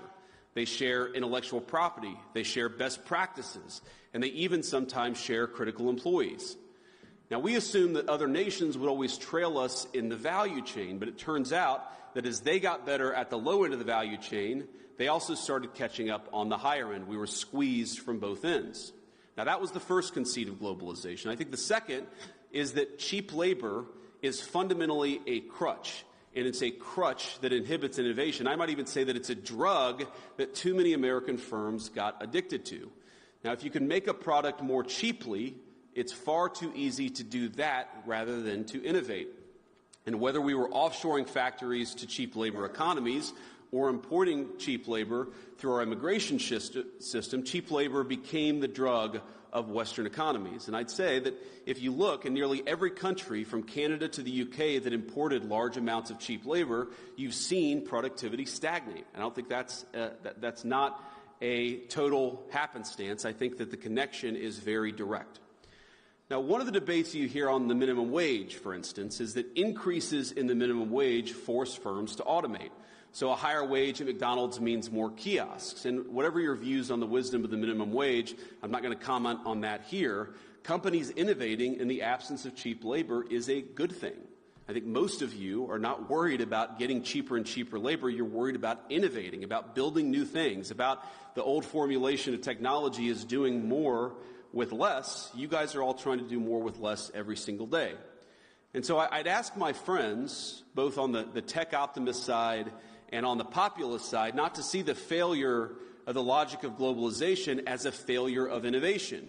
Indeed, I'd say that globalization's hunger for cheap labor is a problem precisely because it's been bad for innovation.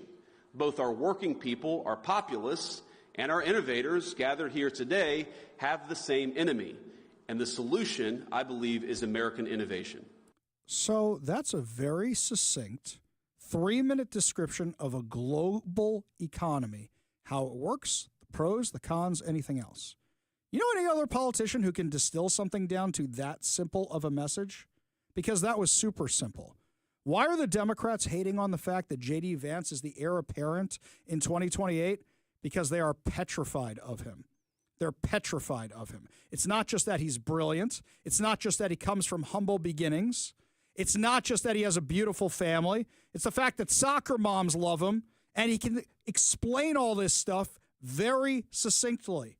And they have nobody. What do they got? Gavin Newsom, Pete Buttigieg? They got nobody.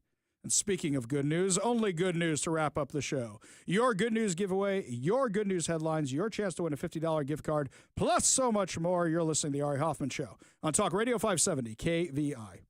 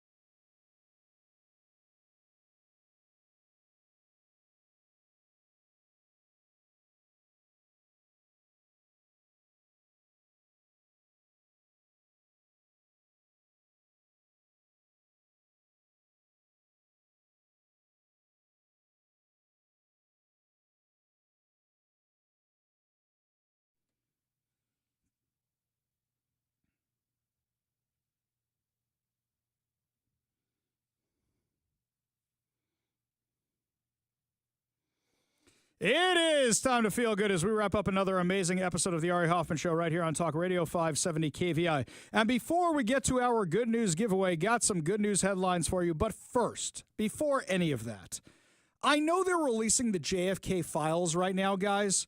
Don't believe everything you see on the internet. I am literally looking at something bonkers crazy about Senator Joe Biden by Kennedy.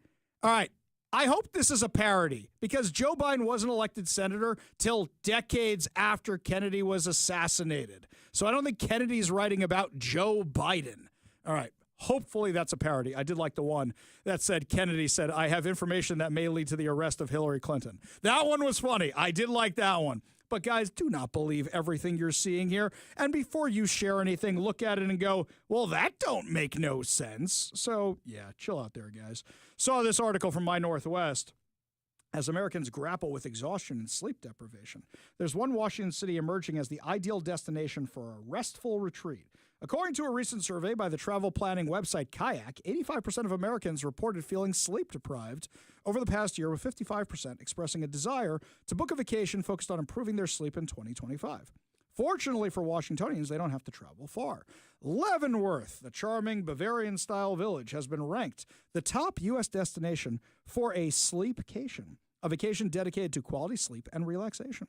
The village's limited noise pollution and abundant accommodations with spa facilities make it an ideal spot for catching up on much-needed rest. Quote, rest and relaxation are no longer afterthoughts, but are becoming the main event, said Dr. Angela Holliday Bell, sleep specialist, coach, and speaker. She wrote on Kayak.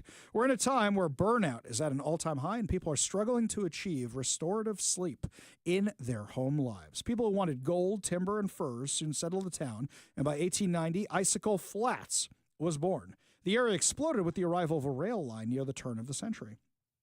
Leavenworth's transformation to a Bavarian-themed village began in the 1960s as a strategic move to boost tourism. The town faced economic decline after the Great Northern Railway rerouted its tracks. To revitalize the area, community leaders decided to remodel the town center to resemble a German Bavarian village, complete with an alpine architecture and themed festivals. For me, by the way, I was disappointed when I found out it was fake. I mean, I love Leavenworth. I go there at least once a year. I love it. It's fantastic. We've had the people with the sky coaster over there. We love Leavenworth. I was just the first time I'm like, oh yeah, these nice Bavarian people settled this town. These nice German people settled this town. Isn't it lovely? And then I found out the whole thing was fake. You lied to me. No, it's a wonderful place. It really is a wonderful place, especially in the wintertime. This initiative proved successful, turning Leavenworth into a popular tourist destination known for its unique charm and scenic beauty. Yes, I do love Leavenworth. In fact, my wife and I are talking about going there in July this year. Before I forget, your chance to win fantabulous prizes. Hang on a second. I don't have my fantabulous prizes because I left them over on my desk. Don't worry about it. I got this covered. I can do this by memory, yeah, right? I was going to say, you could get through the first I can get through the first. Yeah, I can get through the. I can get the chunk of it. Don't worry about this. We can do this as we go. We'll do it live. They will do it live. We're already live. Never mind. I'm thinking they were going to myself, you know what? I don't need my binder today. And what did I leave in my binder? Binder, exactly. My fantabulous prizes. So, what are we giving away? A $50 Daniel's Broiler gift card. Check out danielsbroiler.com to make your reservation right now. We're also giving away a copy of the Little Red Book of Retirement and what's the other one? Seven steps to a successful retirement by Brian Evans of Madrona Financial. Check out everything you need. I want to do this. You can do this one. Let's see. Learn how to design your retirement to support your quality of life for 30 plus years from Brian Evans. There's the part coming up I wanted to do. A local company working to help you grow deep financial roots so that future financial storms don't blow your life savings away. Visit MadronaFinancial.com for more information and learn how to create your rooted life plan there you today. Go. And lastly, but certainly not leastly. I think I got this. Hang on. Off the top of my head. I know you do. 6 tickets to the Washington State Spring Fair. Yeah, right? Yeah. Yes. Yeah. The Spring Fair is from April 10th through the 13th and the 17th through the 20th. celebrate the bright, cheery arrival of the season at Washington's biggest celebration of spring. The Spring Fair spans 2 fun-filled weekends, bringing together all the joys of the season with animals, rides, free entertainment, and delicious food. From exciting exhibits to hands-on agricultural experiences. Woo! It's the perfect way to welcome spring with your loved ones. Go get your tickets right now at thefair.com. All you have to do in order to win these fantabulous prizes is be caller number 10 at 206-421-5757. That's 206-421-5757. Caller number 10 wins a $50 Daniel's Broiler gift card, a copy of the Little Red Book of Retirement, and 7 Steps to a Successful Retirement, and 6 tickets to the Washington State Fair. Phone lines are open now. Give Mike a call for your chance to win at 206-421-5757. That's 206-421-5757. That's going to do it for us today, my friends, but fear not. We'll be back tomorrow with more insane stories, more exciting guests, and, of course, more giveaways. You've been listening to The Ari Hoffman Show.